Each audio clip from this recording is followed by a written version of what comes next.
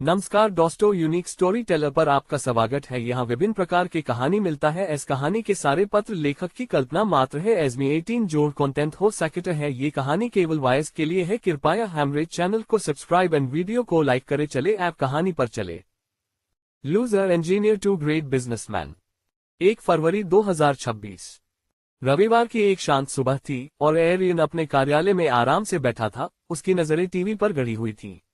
कमरा समाचार प्रसारण की धीमी गड़गड़ाहट से भरा हुआ था, जो आज एक ऐसे विषय पर केंद्रित था जो उसके जीवन में लगातार महत्वपूर्ण होता जा रहा था। सार्वजनिक उपयोगिता वाहन PUV आधुनिकीकरण कानून का कार्यान्वयन। ये कानून अब पूरी तरह से प्रभावी हो गया है, जिससे पारंपरिक जीपनी के युग का अंत हो गया है, जो दशकों से फिलीपींस में सांस्कृतिक और परिवहन का मुख्य आधार रही थी। स्क्रीन पर शहर की सड़कों की तस्वीरें दिखाई दे रही थीं, जहां बदलाव के संकेत साफ दिखाई दे रहे थे। कभी रंग बिरंगी प्रतिष्ठित जीपनी गाड़ियों से गुलजार रहने वाले इलाकों में अब आधुनिक मानकीकृत PUV का बोलबाला था, जिन्हें सुरक्षित, ज्यादा विश्वसनीय और पर्यावरण के अनुकूल सार्वजनिक परिवहन प्रदान करने के लिए डिजाइन किया गया था। घटनास्थल पर मौजूद रिपोर्टर सड़क किनारे यात्रियों का इंटरव्यू ले रहा था। रिपोर्टर ने पूछा, अब जब पारंपरिक जीपनी गाड़ियां खत्म हो गई हैं तो इसका आप पर क्या प्रभाव पड़ेगा? खैर, कहना मुश्किल है क्योंकि आज रविवार है। कल मौसम अलग होगा क्योंकि बहुत से लोग काम और स्कूल जाएंगे, इसलिए हम तब इसका असली असर देख पाएंगे। एक यात्री ने आशंका और उत्सुकता से भरे स्वर में जवाब दिया। मुझे लगता है कि यह ज्यादा साफ सुथरा और व्यवस्थित है, लेकिन जीपनी का अपना आकर्षण था और छोटी यात्राओं के लिए सस्ती भी थी। फिर कैमरा एक अधेड़ उम्र के आदमी पर गया जो अभी अभी एक नई PUV से उतरा था। यह ज्यादा आरामदायक जरूर है, उसने अपना ब्रीफकेस ठीक करते हुए कहा। एयर कंडीशनिंग और नई सीटें काफी बेहतर हैं, लेकिन मैं उन जीपनी ड्राइवरों के बारे में सोच रहा हूं, अब उनका क्या होगा। तभी स्क्रीन पर एक नया दृश्य आया, जिसमें जीपनी चालक और ऑपरेटर एक स्थानीय सरकारी कार्यालय में एकत्रित हुए थे। उनमें से कुछ आवेदन जमा कर रहे थे और अधिकारियों द्वारा बताए गए पुनर्प्रशिक्षण कार्यक्रमों और वित्तीय सहायता के बारे में पूछताछ कर रहे थे। तो ये शुरू हो रहा है ना? एरियन ने कॉफी का एक घूंट लेते हुए कहा। तभी उसका फोन वाइब्रेट हुआ। उसने कॉलर ID देखी, वो जूलियट का था। उसने उसे उठाया और कॉल उठाया। हाँ श्री राजवाट, मैं क्यूबा में टर्मिनल पर काम संभाल रहा हूँ। सुश्री रीमान और श्रीमती एस्टोलास टर्मिनल के भव्य उद्घाटन के लिए यहाँ होंगी। आप कब आ रहे हैं? आना। मैं 1 घंटे में वहां पहुंच जाऊंगा। एरियन ने अपनी घड़ी पर नजर डालते हुए और टर्मिनल तक पहुंचने में लगने वाले समय का हिसाब लगाते हुए जवाब दिया। सुनिश्चित करें कि भव्य उद्घाटन के लिए सब कुछ ठीक हो। समझ गया सर, यहाँ सब कुछ लगभग तैयार हो चुका है। नई इकोराइडर बसें पहले से ही ध्यान आकर्षित कर रही हैं और आपके भाषण और रिबन काटने की रस्म के लिए मीडिया सेटअप तैयार है, जूलियट ने उन्हें बताया। बहुत बढ़िया। और आज ड्राइवर और कर्मचारी कैसा महसूस कर रहे हैं? एरियन ने अपने व्यवसाय परिवर्तन के मानवीय पहलू के बारे में चिंतित होकर पूछा। वे बहुत उत्साहित हैं महोदय। उनमें से कई पूर्व जीपनी ड्राइवर हैं जिन्होंने हमारे साथ अपना प्रशिक्षण पूरा किया है। वे इन नई बसों को चलाने के लिए उत्सुक हैं, जूलियट ने जवाब दिया। और महोदय, साइलेमोन नाम का कोई व्यक्ति आपको यहाँ ढूंढ रहा है। ओह, वो मेरा सहपाठी है, एरियन ने जवाब दिया। उसे बता देना कि मैं टर्मिनल पर उससे मिलूंगा। उसे आराम से देखना और उसे बता देना कि मैं ज्यादा देर नहीं रुकूंगा। हाँ मिस्टर राजवाट, जूलियट ने कहा और आगे बोली। मैं इसका ध्यान रखूंगी। एरियन ने कॉल खत्म की और अपनी डेस्क से उठ खड़ा हुआ। उसने आखिरी बार टेलीविजन स्क्रीन पर नजर डाली और फिलीपींस में सार्वजनिक परिवहन के बदलते परिदृश्य पर विचार किया। यह एक महत्वपूर्ण बदलाव का दौर था और वह इसके सबसे आगे था। उसने रिमोट उठाया और टीवी बंद कर दिया। अब उसका ध्यान पूरी तरह से आगे के काम पर केंद्रित था। अपनी चाबियां और ब्रीफकेस समेटते हुए वह ऑफिस से बाहर निकल गया। क्यूबाओ में टर्मिनल तक जाने में समय लगेगा, विशेष रूप से रविवार के यातायात को देखते हुए, लेकिन उनके विचार पहले से ही उद्घाटन और भविष्य पर केंद्रित थे। जैसे ही एरियन पार्किंग गैराज की ओर बढ़ा, उसका फोन टेस्ला के संदेशों से गूंज उठा। उसने उनके साथ सहयोग के लिए पहले ही प्रतिक्रिया दे दी थी, लेकिन उसने उसे अस्वीकार कर दिया क्योंकि वह उनसे प्रतिस्पर्धा करना चाहता था। हालांकि उसने स्पष्ट रूप से यह नहीं कहा कि वह उनसे प्रतिस्पर्धा करेगा, बल्कि उसने बस प्रस्ताव ठुकरा दिया। हालांकि टेस्ला उनके फैसले को समझने में अडिग लग रही थी। अपने फोन पर ईमेल खोलते ही एरियन को टेस्ला के कॉर्पोरेट संपर्क अधिकारी का संदेश दिखाई दिया, जिसमें सहयोग प्रस्ताव को अस्वीकार करने के उनके फैसले पर स्पष्टीकरण मांगा गया था। प्रिय श्री राजवाट, हमारे प्रस्तावित सहयोग के बारे में हमें आपकी प्रतिक्रिया प्राप्त हुई है। आपके अस्वीकार करने के निर्णय से हम आश्चर्यचकित और उत्सुक हैं। हमारी कंपनियों के बीच संभावित तालमेल को देखते हुए, विशेष रूप से इलेक्ट्रिक वाहन प्रौद्योगिकी और टिकाऊ परिवहन के क्षेत्र में, हम आपके निर्णय के पीछे के तर्क को समझना चाहेंगे। क्या इस अवसर पर आगे चर्चा या पुनर्विचार की गुंजाइश है? एरियन ने संदेश को गौर से देखा और सोचा कि अपनी प्रतिस्पर्धात्मक मंशा को ज्यादा जाहिर किए बिना अपनी दृष्टि और रणनीति को कैसे स्पष्ट किया जाए। लेकिन ये बाद में हो सकता है, उसे भव्य उद्घाटन के लिए टर्मिनल पर होना है। अपना फोन वापस जेब में रखते हुए उसने टेस्ला की पूछताछ का बाद में जवाब देने का फैसला किया। फिलहाल उसकी प्राथमिकता इकोराइडर के लॉन्च इवेंट पर थी। क्यूबाउ टर्मिनल पर पहुंचते ही एरियन का स्वागत नई इकोराइडर बसों की कतारों से हुआ, जो चहल पहल भरे शहर की पृष्ठभूमि में आकर्षक और आधुनिक लग रही थी। कई पूर्व जीपनी ड्राइवरों सहित कर्मचारी अपनी नई वर्दी पहने हुए थे, पेशेवर और इस नए अध्याय की शुरुआत के लिए उत्सुक दिख रहे थे। एरियन अपनी कार से बाहर निकला और जूलियट तुरंत उसके पास आई, जो उसे साइलेमोन और इंतजार कर रहे अन्य गणमान्य व्यक्तियों के पास ले गई। चलते हुए एरियन टर्मिनल पर नजर दौड़ाता रहा, वहां की कुशल व्यवस्था और वहां मौजूद सभी लोगों के बीच उत्सुकता का माहौल देखकर वह बहुत प्रभावित हुआ।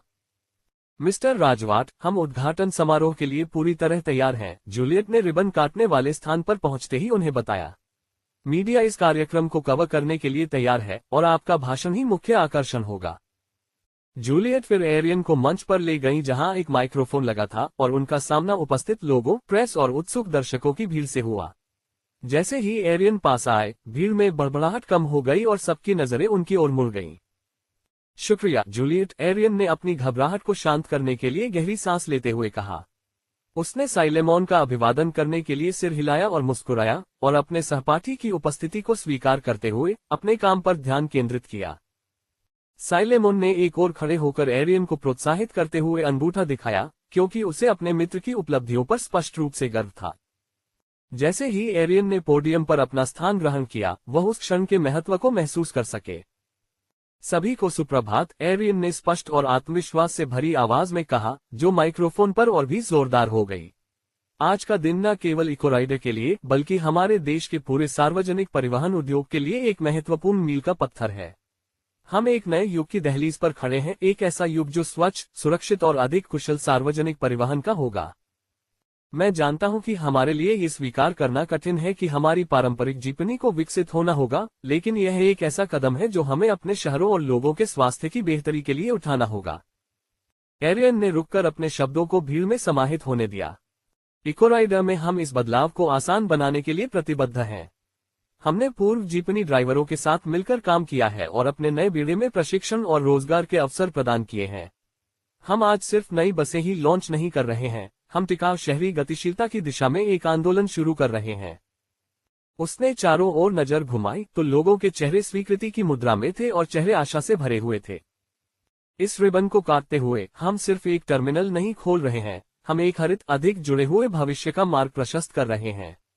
आइए हम सब मिलकर इस यात्रा पर चलें। ये कहते हुए एरियन मंच से नीचे उतरा और टर्मिनल के प्रवेश द्वार पर लगे औपचारिक रिबन के पास पहुंचा। उसने जूलियट द्वारा दी गई कैची उठाई, उसे ऊपर उठाया और फिर जयकारों और तालियों के बीच रिबन काट दिया। रिबन काटने की रस्म के बाद तालियों और चमकते कैमरों के बीच साइलेमन एरियन के पास पहुंचा। उसके चेहरे पर एक बड़ी मुस्कान थी और उसके साथ एक बुजुर्ग व्यक्ति भी था जिसके चेहरे पर गर्व का भाव था। ये साइलेमन के पिता थे, जो एक अनुभवी जीपनी चालक थे जिनकी आजीविका आधुनिकीकरण कार्यक्रम से सीधे प्रभावित हुई थी। एरियन, मैं तुम्हारा जितना भी शुक्रिया अदा करूं कम है, साइलेमन ने कृतज्ञता से भरी आवाज में कहा। तुम्हारी वजह से मेरे पिता को जिंदगी में एक नया सफर मिला है। एरियन ने साइलेमोन के पिता की ओर मुड़कर हाथ बढ़ाया। आपका हमारी टीम में शामिल होना हमारे लिए सम्मान की बात है, उन्होंने गर्मजोशी से कहा। आपका अनुभव हमारे लिए अमूल्य है और मुझे पूरा विश्वास है कि आप इकोराइडर के लिए एक बड़ी संपत्ति साबित होंगे। साइलेमोन के पिता, जो अब नई इकोराइडर वर्दी पहने हुए थे, ने एरियन से दृढ़ता से हाथ मिलाया। शुक्रिया मिस्टर राजवाट, मैं अपने और अपने साथी ड्राइवरों के भविष्य को लेकर चिंतित था, लेकिन अब मुझे फिर से उम्मीद जगी है। मैं सीखने और इस नए सफर की शुरुआत करने के लिए तैयार हूँ। जब वह उनसे बात कर रहा था, तभी जूलियट, एंटोनीट और ब्रिजेट उसके पास आईं। एरियन ने उन्हें देखा और बात की। ओह ठीक है, बिल्कुल सही समय है, मैं तुम तीनों से कुछ बात करना चाहता हूँ। अपनी तकनीकी प्रणाली से एक व्यावसायिक साम्राज्य का निर्माण। अध्याय 142 बढ़ता तनाव। टर्मिनल के प्रशासनिक कक्ष में एरियन अभी भी बाहर जश्न की आवाजें सुन सकता था। हालांकि दीवारों की वजह से धीमी पड़ रही थी, लेकिन हंसी, बकबक और कभी कभार तालियों की गड़गड़ाहट की धीमी आवाजें कमरे के अंदर के ज्यादा गंभीर माहौल के लिए एक जीवंत पृष्ठभूमि का काम कर रही थी। एक लंबी चिकनी मेज के शीर्ष पर बैठे एरियन के चारों ओर उसकी साझेदारें थीं, जिनमें ब्रिजेट, जूलियट और एंटोनीट शामिल थीं। जूलियट, जो सदैव सचेत रहती थी, ने कार्यक्रम की सफलता के बीच एरियन के चिंतित भाव को देखा। हम अभी बैठक क्यों बुला रहे हैं एरियन? क्या आज हमारे लॉन्च का जश्न मनाने का दिन नहीं है? उसने पूछा। एरियन आगे की ओर झुका, अपनी उंगलियां आपस में फंसा ली, उसकी आंखें अपनी टीम के चेहरों पर टिकी थीं। मैं मानता हूं कि आज का दिन हमारे लिए एक मील का पत्थर है और हमें जश्न मनाना चाहिए, उन्होंने कमरे में मौजूद लोगों का ध्यान खींचने के लिए थोड़ा रुकते हुए कहा। लेकिन हमारे पास एक जरूरी मामला है जिस पर हमें तुरंत ध्यान देने की जरूरत है। टेस्ला काफी जिद कर रहा है। उन्होंने अपना फोन टैप किया, टेस्ला के कॉर्पोरेट संपर्क अधिकारी से प्राप्त ईमेल निकाला तथा सहयोग प्रस्ताव को अस्वीकार करने के उनके निर्णय के पीछे का कारण पूछते हुए संदेश को जोर से पढ़ा। इकोराइडर में उनकी दिलचस्पी यूं ही नहीं है। वे हमारे काम में संभावनाएं देखते हैं, या शायद हमें एक संभावित खतरे के रूप में देखते हैं, एरियन ने गंभीर स्वर में बताया। वे हमारे फैसले का विस्तृत विवरण मांग रहे हैं। ये सिर्फ किसी प्रस्ताव को अस्वीकार करने की बात नहीं है, ये वैश्विक बाजार में हमारी स्थिति को परिभाषित करने की बात है। तो फिर क्यों न उन्हें ये स्थिति समझा दी जाए कि हम केवल सहयोग में ही रुचि नहीं रखते? एंटोनेट ने ऐसे कहा जैसे वह स्पष्ट बात कह रही हो, क्योंकि ब्रिजेट ने अंतर्राष्ट्रीय व्यापार संबंधों में अपने अनुभव को सामने लाते हुए कहा, बात सिर्फ किसी प्रस्ताव को ठुकराने की नहीं है, बात रणनीतिक रूप से खुद को स्थापित करने की है। अगर हम बहुत ज्यादा खुलासा कर देते हैं या अगर हम बहुत ज्यादा रक्षात्मक दिखते हैं, तो इससे हमारा रुख कमजोर हो सकता है। हमें इस तरह से संवाद करना होगा जिससे हमारे विकल्प खुले रहें और साथ ही हमारे हितों की भी रक्षा हो। ऐसा प्रतीत हुआ कि एंटोनेट को उसकी प्रतिक्रिया से नाराजगी हुई। क्या आप मुझे रणनीति पर व्याख्यान दे रही हैं, ब्रिजेट? एंटोनेट ने कहा, उसकी आवाज में चिड़चिड़ाहट थी और उसकी भौहें थोड़ी ऊपर उठ गई थीं। ब्रिजेट ने अपना संयम बनाए रखते हुए कहा, बिल्कुल नहीं, श्रीमती एस्टोलस। मैं इस बात पर जोर दे रही हूं कि हम इस संचार को कैसे संभालते हैं। टेस्ला के प्रति हमारी प्रतिक्रिया सिर्फ एक साधारण व्यावसायिक निर्णय से कहीं बढ़कर है। यह एक रणनीतिक कदम है जो उद्योग में हमारे भविष्य को प्रभावित कर सकता है। देखो, तुम मुझसे ऐसे बात करते हो जैसे तुम मुझसे ज्यादा जानते हो। तुम अभी 20 साल के ही हो। इस समय कमरे में तनाव स्पष्ट रूप से बढ़ गया था, आवाजें तेज होने लगी थी और बातचीत एक निजी क्षेत्र में बदल गई थी। एरियन ने बढ़ते विवाद को भांपते हुए मेज पर हाथ पटका, जिससे एक जोरदार तमाचा हुआ जो पूरे कमरे में गूंज उठा और बहस तुरंत शांत हो गई। बस, एरियन ने तीखी बहस को रोकते हुए अपनी दृढ़ और आज्ञाकारी आवाज में कहा, श्रीमती एस्टोलिस, मैं आपके बारे में बहुत अच्छा सोचता हूं, लेकिन आज आपने मुझे निराश किया। कोई बुरा मत मानना, लेकिन आपने अभी थोड़ा गैर पेशेवर व्यवहार किया। उसने एंटोनाइट को सीधे संबोधित किया, ये सुनिश्चित करते हुए कि उसके शब्द स्पष्ट और संयमित हों ताकि मामला और न बिगड़े। एरियन की कड़ी चेतावनी से आश्चर्यचकित होकर एंटोनेट ने धीरे से सिर हिलाया और उसका पहले का गुस्सा शांत होकर एक चिंतनशील मौन में बदल गया। एरियन ने फिर अपना ध्यान समूह की ओर मोड़ा। हम सब यहाँ इसलिए हैं क्योंकि हमें विश्वास है कि हमारा ऑटोमोबाइल उद्यम क्या बन सकता है। हमारी चर्चाएं उपयोगी होनी चाहिए और हमारी स्थिति को मजबूत करने पर केंद्रित होनी चाहिए, खासकर टेस्ला जैसी बड़ी कंपनियों के जवाब में। आइए हम अपना ध्यान रणनीतिक उद्देश्यों पर रखें, व्यक्तिगत मतभेदों पर नहीं। उन्होंने कमरे में चारों ओर देखा, ये सुनिश्चित करते हुए कि उनका संदेश पहुंच गया है और समझ लिया गया है। अब आइए टेस्ला के प्रति अपनी प्रतिक्रिया की रणनीति बनाएं। हमें एक ऐसा संदेश तैयार करना होगा जो कूटनीतिक होने के साथ साथ दृढ़ भी हो, जो हमारी ऑटोमोबाइल कंपनी के लिए हमारे दृष्टिकोण को हमारी प्रतिस्पर्धात्मक बढ़त से समझौता किए बिना व्यक्त करे। जूलियट ने हाथ उठाया, क्या मैं अभी एक पत्र लिखूं जो आपको टेस्ला की पूछताछ के जवाब में भेज सकूं? एरियन ने सहमति में सिर हिलाया, यह अच्छा लगता है, जूलियट। ब्रिजेट ने आगे कहा, हमें किसी विशिष्ट प्रतिबद्धता के बिना भी भविष्य में बातचीत की संभावनाओं का संकेत देना चाहिए। इससे हमारी शर्तों पर बातचीत के द्वार खुले रहेंगे। एंटोनेट, जो अब ज्यादा शांत हो गई थी, ने सुझाव दिया, और उनके काम के लिए अपनी प्रशंसा व्यक्त करना न भूलें, एक सम्मानजनक लहजा बनाए रखें। रिश्ते को सौहार्दपूर्ण बनाए रखना जरूरी है, भले ही हम प्रतिस्पर्धी ही क्यों न हों। एरियन ने सहमति जताई, अपनी टीम में एकता की भावना फिर से जागृत होती महसूस करते हुए। बहुत बढ़िया, सभी ने बहुत अच्छी बातें कही हैं। जूलियट, कृपया इन जानकारियों को ड्राफ्ट में शामिल करें। जब ये तैयार हो जाएगा तो हम इसे भेजने से पहले मिलकर इसकी समीक्षा करेंगे। और जब जूलियट ये कर रही है तो क्या मैं श्रीमती एस्टोलिस से अकेले में बात कर सकती हूँ? ब्रिजेट ने पूछा। एरियन ने ब्रिजेट की ओर और फिर एंटोनीट की ओर देखा, यह महसूस करते हुए कि उनके लिए मामला स्पष्ट करने का अवसर आ गया है। हाँ ब्रिजेट, मुझे लगता है कि यह एक अच्छा विचार है। श्रीमती एस्टोलिस, कृपया ब्रिजेट के साथ कुछ पल बिताएं। बिल्कुल एरियन। ब्रिजेट, चलो चर्चा करते हैं। दोनों महिलाएं कमरे के एक शांत कोने में चली गईं। ठीक है श्रीमती एस्टोलिस, पहले क्या हुआ था? ब्रिजेट ने पूछा। मैं आपके जवाब से थोड़ा आहत हुई, मुझे लगा जैसे मैं बेवकूफ हूँ। मुझे पहले कभी इस तरह सार्वजनिक रूप से नहीं सुधारा गया था, और यह सुनकर मैं हैरान रह गई। एंटोनीटे ने स्वीकार किया, उसका स्वर पहले से ज्यादा नर्म और चिंतनशील था। ब्रिजेट ने स्थिति की संवेदनशीलता को समझते हुए सिर हिलाया। अगर मेरे शब्द अपमानजनक या उपेक्षापूर्ण लगे हों तो मैं क्षमा चाहती हूँ। मेरा ऐसा कोई इरादा नहीं था। मैं आपके अनुभव और कंपनी में आपके योगदान का सम्मान करती हूँ।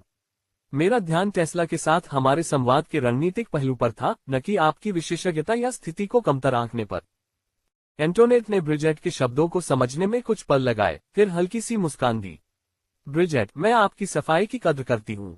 मुझे लगता है मैंने अपनी भावनाओं को खुद पर हावी होने दिया। इस टेस्ला मामले में हम सब बहुत दबाव में हैं, और मुझे इसका गुस्सा आप पर नहीं निकालना चाहिए था। ब्रिजेट ने हाथ बढ़ाकर युद्ध विराम का संकेत दिया। कोई बुरा मत मानिए मिसेज एस्टोलिस, हम एक ही टीम में हैं, और यह बेहद जरूरी है कि हम साथ मिलकर काम करें, खासकर जब ऐसी चुनौतियों का सामना करना पड़ रहा हो। एंटोनीट ने ब्रिजेट का हाथ मजबूती से हिलाते हुए इस बात को स्वीकार कर लिया। सहमत। चलिए इस बात को पीछे छोड़कर बड़ी तस्वीर पर ध्यान केंद्रित करते हैं। हमें एक कंपनी को आगे बढ़ाना है और एक भविष्य को आकार देना है। आखिरकार हम मिस्टर राजवाट के निवेशक हैं, और उनकी अभिनव और आकर्षक तकनीकों की बदौलत हम उनकी सफलता का आनंद ले रहे हैं। आप सही कह रहे हैं, लेकिन मिस्टर राजवाट के साथ मेरा संबंध निवेशक उद्यमी संबंध से कहीं अधिक है, जूलियट ने अचानक बीच में कहा। उसकी आवाज में भावनाओं का भार था जो पहले कभी नहीं था। मेरा मतलब है। जूलियट हिचकिचाई, उसका सामान्य संयम थोड़ा डगमगाया। मैंने एरियन के साथ लंबे समय तक काम किया है, और मेरे मन में उसके लिए पेशेवर सम्मान से परे भावनाएं विकसित हो गई हैं। एंटोनीट की आंखें थोड़ी चौड़ी हो गईं, लेकिन फिर उसने सिर हिलाया। उसके चेहरे पर एक समझदारी भरी मुस्कान तैर गई। मुझे भी यही अंदेशा था जूलियट। उसके और कंपनी के प्रति तुम्हारा समर्पण हमेशा गहरा लगता था। जूलियट शर्मा गई, जाहिर तौर पर शर्मिंदा तो थी, लेकिन अपनी भावनाएं साझा करके राहत भी महसूस कर रही थी। मैंने इसे पेशेवर रखने की कोशिश की है ताकि इसका असर मेरे काम पर न पड़े, लेकिन कई बार यह मुश्किल रहा है। दोस्तों, क्या तुमने बात करना बंद कर दिया? एरियन ने उन दोनों से पूछा। ओह हाँ, चलो वापस चलें, ब्रिजेट ने पूछा। बिल्कुल। विक्टर ग्रेवसन अपने विशाल कार्यालय में बैठे शेयरों के आंकड़ों को गिरते हुए देख रहे थे। उनके चेहरे पर नियंत्रित चिंता का मुखौटा था। हर स्क्रीन पर वास्तविक समय के आंकड़े दिखाई दे रहे थे, जो उनके तेल साम्राज्य, स्टैंडर्ड ऑयल और उसके समकक्षों की गिरती किस्मत का लेखा जोखा दे रहे थे। संयुक्त राष्ट्र के नए प्रस्ताव, जिसमें नवीकरणीय ऊर्जा की ओर आक्रामक बदलाव को बढ़ावा दिया गया था, ने वैश्विक तेल बाजार में हलचल मचा दी थी, जिससे निवेशकों के विश्वास में तेजी से गिरावट आई थी। वह अपने अगले कदम के बारे में सोच ही रहा था कि तभी उसके ऑफिस का दरवाजा खुला। उसकी कार्यकारी सहायक मारिया हाथ में कागजों का पुलिंदा लिए अंदर आई। उसके चेहरे पर शांति थी, लेकिन उसकी आंखों में तनाव साफ झलक रहा था जब वह उसकी मेज के पास पहुंची। श्रीमान ग्रेवसन, मेरे पास स्टैंडर्ड ऑयल की वार्षिक लाभ रिपोर्ट है, उसने मोटा दस्तावेज उनकी मेज पर रखते हुए घोषणा की। पन्ने आंकड़ों और विश्लेषणों से भरे थे, जो हाल तक अजेय मजबूती और मुनाफे की कहानी कहते रहे होंगे। क्या आप मुझसे ये सब पढ़ने की उम्मीद करते हैं? विक्टर ने कहा। मुझे इसकी रिपोर्ट करो। मारिया ने सिर हिलाया। बिल्कुल मिस्टर ग्रेवसन, उसने पेशेवर और संयमित स्वर में कहा। इस साल स्टैंडर्ड ऑयल के शुद्ध लाभ में पिछले साल की तुलना में 4% की गिरावट आई है। नवीकरणीय ऊर्जा स्रोतों की ओर वैश्विक रुझान के कारण तेल और गैस की मांग में उल्लेखनीय कमी के कारण हमारी राजस्व धाराएं काफी प्रभावित हुई हैं। वह रुकी और आगे बढ़ने से पहले जानकारी को अपने अंदर समाने का मौका दिया। हमारे अन्वेषण और उत्पादन क्षेत्रों में सबसे ज्यादा गिरावट आई है, लाभप्रदता में 6% की गिरावट आई है, जिसका आंशिक कारण बढ़ी हुई परिचालन लागत और सख्त पर्यावरणीय नियम है। दूसरी ओर रिफाइनिंग और मार्केटिंग मार्जिन भी कम हुए हैं, जो दुनिया भर में तेल की खपत में कमी के रुझान को दर्शाता है। मारिया ने रिपोर्ट के एक भाग को पलटा और वर्ष दर वर्ष प्रदर्शन को दर्शाने वाले ग्राफ की ओर इशारा किया। यहाँ हम अपने स्टॉक प्रदर्शन पर बाजार की गतिशीलता का प्रभाव देख रहे हैं, जिसमें गिरावट का रुझान पूरे क्षेत्र में हो रही गतिविधियों के अनुरूप है। इसके अतिरिक्त संयुक्त राष्ट्र के नए प्रस्ताव और वैकल्पिक ऊर्जा प्रौद्योगिकियों में तेजी से हो रही प्रगति से प्रभावित होकर निवेशकों की धारणा भी सतर्क रही है। उसने विक्टर की ओर देखा और उसकी प्रतिक्रिया जानने की कोशिश की। इससे निपटने के लिए हम अपने निवेश पोर्टफोलियो में विविधता लाने और नवीकरणीय ऊर्जा क्षेत्रों में अपने विस्तार को तेज करने पर विचार कर सकते हैं। हमारे अनुसंधान एवं विकास विभाग ने जैव ईंधन और सौर ऊर्जा के क्षेत्र में कुछ प्रगति की है, जिससे पारंपरिक परिचालनों से होने वाले कुछ नुकसान की भरपाई हो सकती है। मारिया ने निष्कर्ष निकाला, संक्षेप में, स्टैंडर्ड ऑयल की वित्तीय स्थिति मजबूत बनी हुई है, लेकिन हम एक रणनीतिक मोड़ पर हैं।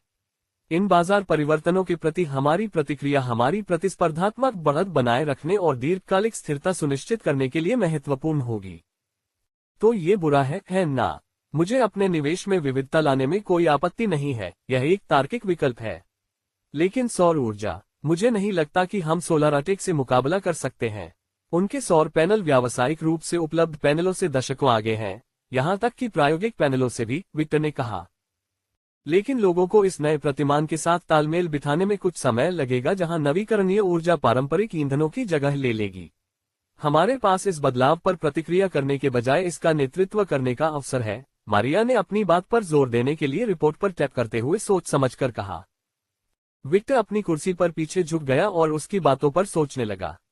मुझे अभी भी समझ नहीं आ रहा है कि 20 की उम्र के इस आदमी ने इतनी तकनीकी रूप से उन्नत चीज का आविष्कार कैसे कर दिया कि एक बड़ी फोटोवोल्टिक कंपनी भी उसका रिवर्स इंजीनियरिंग नहीं कर सकती। विक्टर ने अपनी हैरानी जाहिर की, अब उसका ध्यान उन तकनीकी चमत्कारों पर था जो पारंपरिक उद्योगों में उथल पुथल मचा रहे थे। मारिया ने संयमित स्वर में उत्तर दिया, ये कई कारकों का संयोजन है, श्रीमान ग्रेवसन। इस युवा उद्यमी एरियन राजवाट ने न केवल अत्याधुनिक तकनीक विकसित की है, बल्कि वर्तमान पर्यावरणीय आंदोलन और बाजार के रुझानों का भी सफलतापूर्वक लाभ उठाया है। उनकी टाइमिंग बिल्कुल सही थी, जो स्थिरता और हरित ऊर्जा की ओर वैश्विक बदलावों के साथ मेल खाती थी। ओह श्रीमान ग्रेवसन, मेरे पास श्री राजवाट के विकास के बारे में एक अंदरूनी रिपोर्ट है। विक्टर की भौहें आश्चर्य से उठ गईं। सहयोग टेस्ला के साथ, ये तो बड़ी खबर है। आखिर वे क्या योजना बना रहे हैं? अभी तक पूरी जानकारी स्पष्ट नहीं है, लेकिन हमने जो जानकारी जुटाई है उसके अनुसार टेस्ला एरियन राजवाट के इकोराइडर के पीछे की तकनीक को तलाशने में रुचि रखती है। उन्हें सॉलिड स्टेट बैटरी तकनीक और नवीकरणीय ऊर्जा समाधानों में उनकी प्रगति को अपने उत्पाद लाइन में एकीकृत करने की संभावना दिख रही है, मारिया ने बताया। ये बुरी खबर है क्योंकि उनकी तकनीक से इलेक्ट्रिक वाहनों की रेंज 3 गुना बढ़ जाएगी। यह उपभोक्ताओं के लिए आकर्षक होगा, लेकिन अगर वे इसका सफलतापूर्वक व्यावसायीकरण कर लेते हैं, तो ये हमारे लिए एक दुर्स्वप्न होगा। हम ऑटोमोटिव और ऊर्जा क्षेत्रों में एक बड़े बदलाव की उम्मीद कर रहे हैं। विक्टर सीधे होकर बैठ गया, स्थिति की गंभीरता समझ में आ गई। रेंज तिगुनी कर दो, तुम कहते हो? ये तो खेल बदलने वाली बात है। इससे इलेक्ट्रिक वाहन वैश्विक स्तर पर कहीं ज्यादा व्यावहारिक और आकर्षक बन जाएंगे। अगर वे सफल होते हैं, तो इसका असर सिर्फ हमारे तेल व्यवसाय पर ही नहीं पड़ेगा, बल्कि पूरे ऊर्जा परिदृश्य को ही बदल देगा। एरियन राजवाट वाकई एक खतरा है। हम उससे कैसे निपटें? मुझे नहीं पता, जब तक कि आप कोई अवैध योजना नहीं बना रहे हो, जिसके बारे में मैं स्पष्ट रूप से नहीं कह सकता। आप ऐसा कर सकते हैं। तो आप जैसे बुद्धिमान व्यक्ति के लिए आप इस खतरे से निपटने के लिए कोई तार्किक और कानूनी तरीका नहीं सोच सकते? विक्टर ने सवाल किया, उसके स्वर में निराशा और जिज्ञासा दोनों झलक रही थी। मारिया ने शांत भाव से उनकी नजरों का सामना किया। श्रीमान ग्रेवसन, मेरा मतलब यह नहीं था कि हम शक्तिहीन हैं। हमें एक बहुआयामी दृष्टिकोण की आवश्यकता है। कानूनी तौर पर हम अपनी उन्नत तकनीकों को विकसित करने के लिए अनुसंधान में निवेश कर सकते हैं या प्रभावी प्रतिस्पर्धा के लिए मौजूदा तकनीकों को बेहतर बना सकते हैं। हम ऐसी रणनीतिक साझेदारियों या अधिग्रहणों पर भी विचार कर सकते हैं जो हमारे दीर्घकालिक दृष्टिकोण के अनुरूप हो और हमें प्रतिस्पर्धा में बढ़त प्रदान करें। विक्टर ने धीरे से सिर हिलाया और उसके सुझावों को आत्मसात किया। रणनीतिक साझेदारियां और अधिग्रहण है ना, यह ज्यादा रचनात्मक तरीका है। ऐसे संभावित साझेदारों या अधिग्रहण लक्ष्यों की पहचान करें जो हमें इस तकनीकी दौड़ में आगे बढ़ने में मदद कर सकें। मैं चाहता हूं कि कल तक मेरी मेज पर एक सूची हो। मारिया ने निर्देश स्वीकार किया। समझ गया, मिस्टर ग्रेवसन। मैं रणनीति और शोध टीमों के साथ समन्वय करके संभावित उम्मीदवारों की एक विस्तृत सूची तैयार करूंगी। ठीक है, हम इस एरियन राजवाट से बात करेंगे। वह अपने आसपास की दुनिया के बारे में सोचता है क्योंकि वह बहुत भाग्यशाली है कि उसकी तकनीक ने टेस्ला का ध्यान अपनी ओर खींचा। लेकिन दुनिया भाग्य से नहीं, रणनीति से चलती है। टेस्ला और राजवाट की हर गतिविधि के बारे में मुझे अपडेट करते रहना। हमें सिर्फ प्रतिक्रिया देने के लिए नहीं बल्कि कार्रवाई के लिए तैयार रहना होगा, विक्टर ने दृढ़ और निर्णायक स्वर में कहा। मारिया ने गंभीरता से सिर हिलाया। मैं ये सुनिश्चित करूंगी कि हम उनकी गतिविधियों पर लगातार नजर रखें। हम एक कदम आगे रहने के लिए जरूरी सारी खुफिया जानकारी इकट्ठा करेंगे। क्या आपके पास मेरे बारे में कोई रिपोर्ट है? विक्टर ने अपनी तीखी निगाहों से अचानक विषय बदलते हुए पूछा। बातचीत की दिशा में अचानक आए बदलाव से मारिया थोड़ी चौंकी, फिर जल्दी से संभली। कुछ नहीं, मिस्टर ग्रेवसन। अब मैं आपको अपने विचारों पर छोड़ती हूँ। लेकिन याद रखिए, हम स्थिति पर कड़ी नजर रख रहे हैं। जैसे ही कोई नई जानकारी आएगी, मैं आपको बता दूंगी। विक्टर ने सिर हिलाया, उसके चेहरे पर अभी भी विचारमग्न भाव था। शुक्रिया मारिया, अभी के लिए बस इतना ही। अध्याय 144, वास्तुकार से संपर्क करना। नया मिशन खुला। तकनीकी सिस्टम नोटिफिकेशन की लयबद्ध झनकार ने एरियन की बात बीच में ही रोक दी। एक होलोग्राफिक इंटरफेस पॉपअप हुआ जिसमें लिखा था, अपना खुद का कार्यालय बनाएं। आपका कामकाज उस इमारत में चल रहा है जिसे आपने पट्टे पर लिया है और हर महीने भारी किराया दे रहे हैं। सोलाराटेक कॉर्पोरेशन और उसके उद्यम के लिए एक स्थायी आधार स्थापित करने का समय आ गया है। एक ऐसी इमारत का निर्माण करें जो आपकी कंपनी के मुख्य कार्यालय और नवाचार केंद्र के रूप में काम करे। इससे न सिर्फ किराए की लागत बचेगी, बल्कि आपके व्यावसायिक साम्राज्य की वृद्धि और स्थिरता का भी प्रतीक होगा। आपका काम एक जगह ढूंढना, इमारत का डिजाइन तैयार करना और अगले 12 महीनों में उसके निर्माण की देखरेख करना है। पुरस्कार 100,000 सिस्टम पॉइंट। ये पढ़कर एरियन ने अपने चल रहे मिशन में एक और मिशन जोड़ लिया, जिसमें से एक बाजार पर कब्जा करना है, जो अभी तक पूरा नहीं हुआ है क्योंकि इसे पूरा करने के मानदंड तय नहीं हुए हैं। क्या ये सिनको सोलर को पछाड़ना था या एक निश्चित बाजार हिस्सेदारी हासिल करना था? ये स्पष्ट नहीं था, लेकिन अब उनका ध्यान इस नए ठोस लक्ष्य की ओर आकृष्ट हो गया, जो निश्चित था तथा एक मिशन था जिसे उन्हें पूरा करना था, क्योंकि वे पुस्तकें पढ़कर और लेख प्रकाशित करके सिस्टम अंक अर्जित नहीं कर रहे थे। उसने अपना फोन उठाया और फिर जूलियट से संपर्क किया। जूलियट, तुरंत मेरे कार्यालय में आ जाओ, एरियन ने दृढ़ता से कहा और उत्तर की प्रतीक्षा किए बिना फोन काट दिया। वह अपनी कुर्सी पर पीछे की ओर झुक गया, उसका मन नए मिशन के विवरणों पर तेजी से विचार कर रहा था। वह जानता था कि जूलियट की कार्यकुशलता और पेशेवर रवैया इस परियोजना की योजना बनाने और उसे क्रियान्वित करने में महत्वपूर्ण भूमिका निभाएगा। कुछ मिनट बाद दरवाजे पर दस्तक हुई।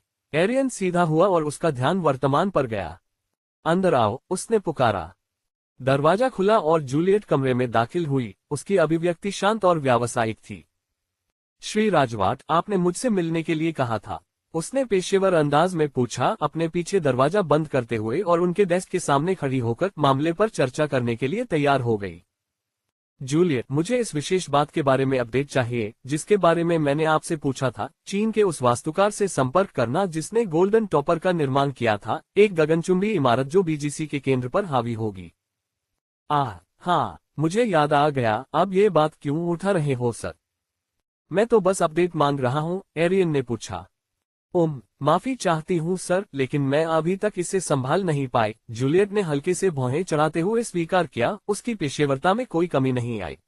लेकिन अगर आप चाहते हैं कि यह हो जाए, तो मैं तुरंत आर्किटेक्ट से संपर्क कर सकती हूँ और हमारे नए कार्यालय भवन के लिए जरूरी व्यवस्थाएं शुरू कर सकती हूँ। एरियन ने उसकी सीधी बात और कार्रवाई के लिए तत्परता की सराहना करते हुए सिर हिलाया। हाँ जूलियट, ऐसा ही करो। समझ गया मिस्टर राजवाट। मैं तुरंत आर्किटेक्ट से संपर्क करूंगी और आपको प्रगति के बारे में जानकारी देती रहूंगी, जूलियट ने जवाब दिया और काम शुरू करने के लिए अपना फोन निकाल लिया।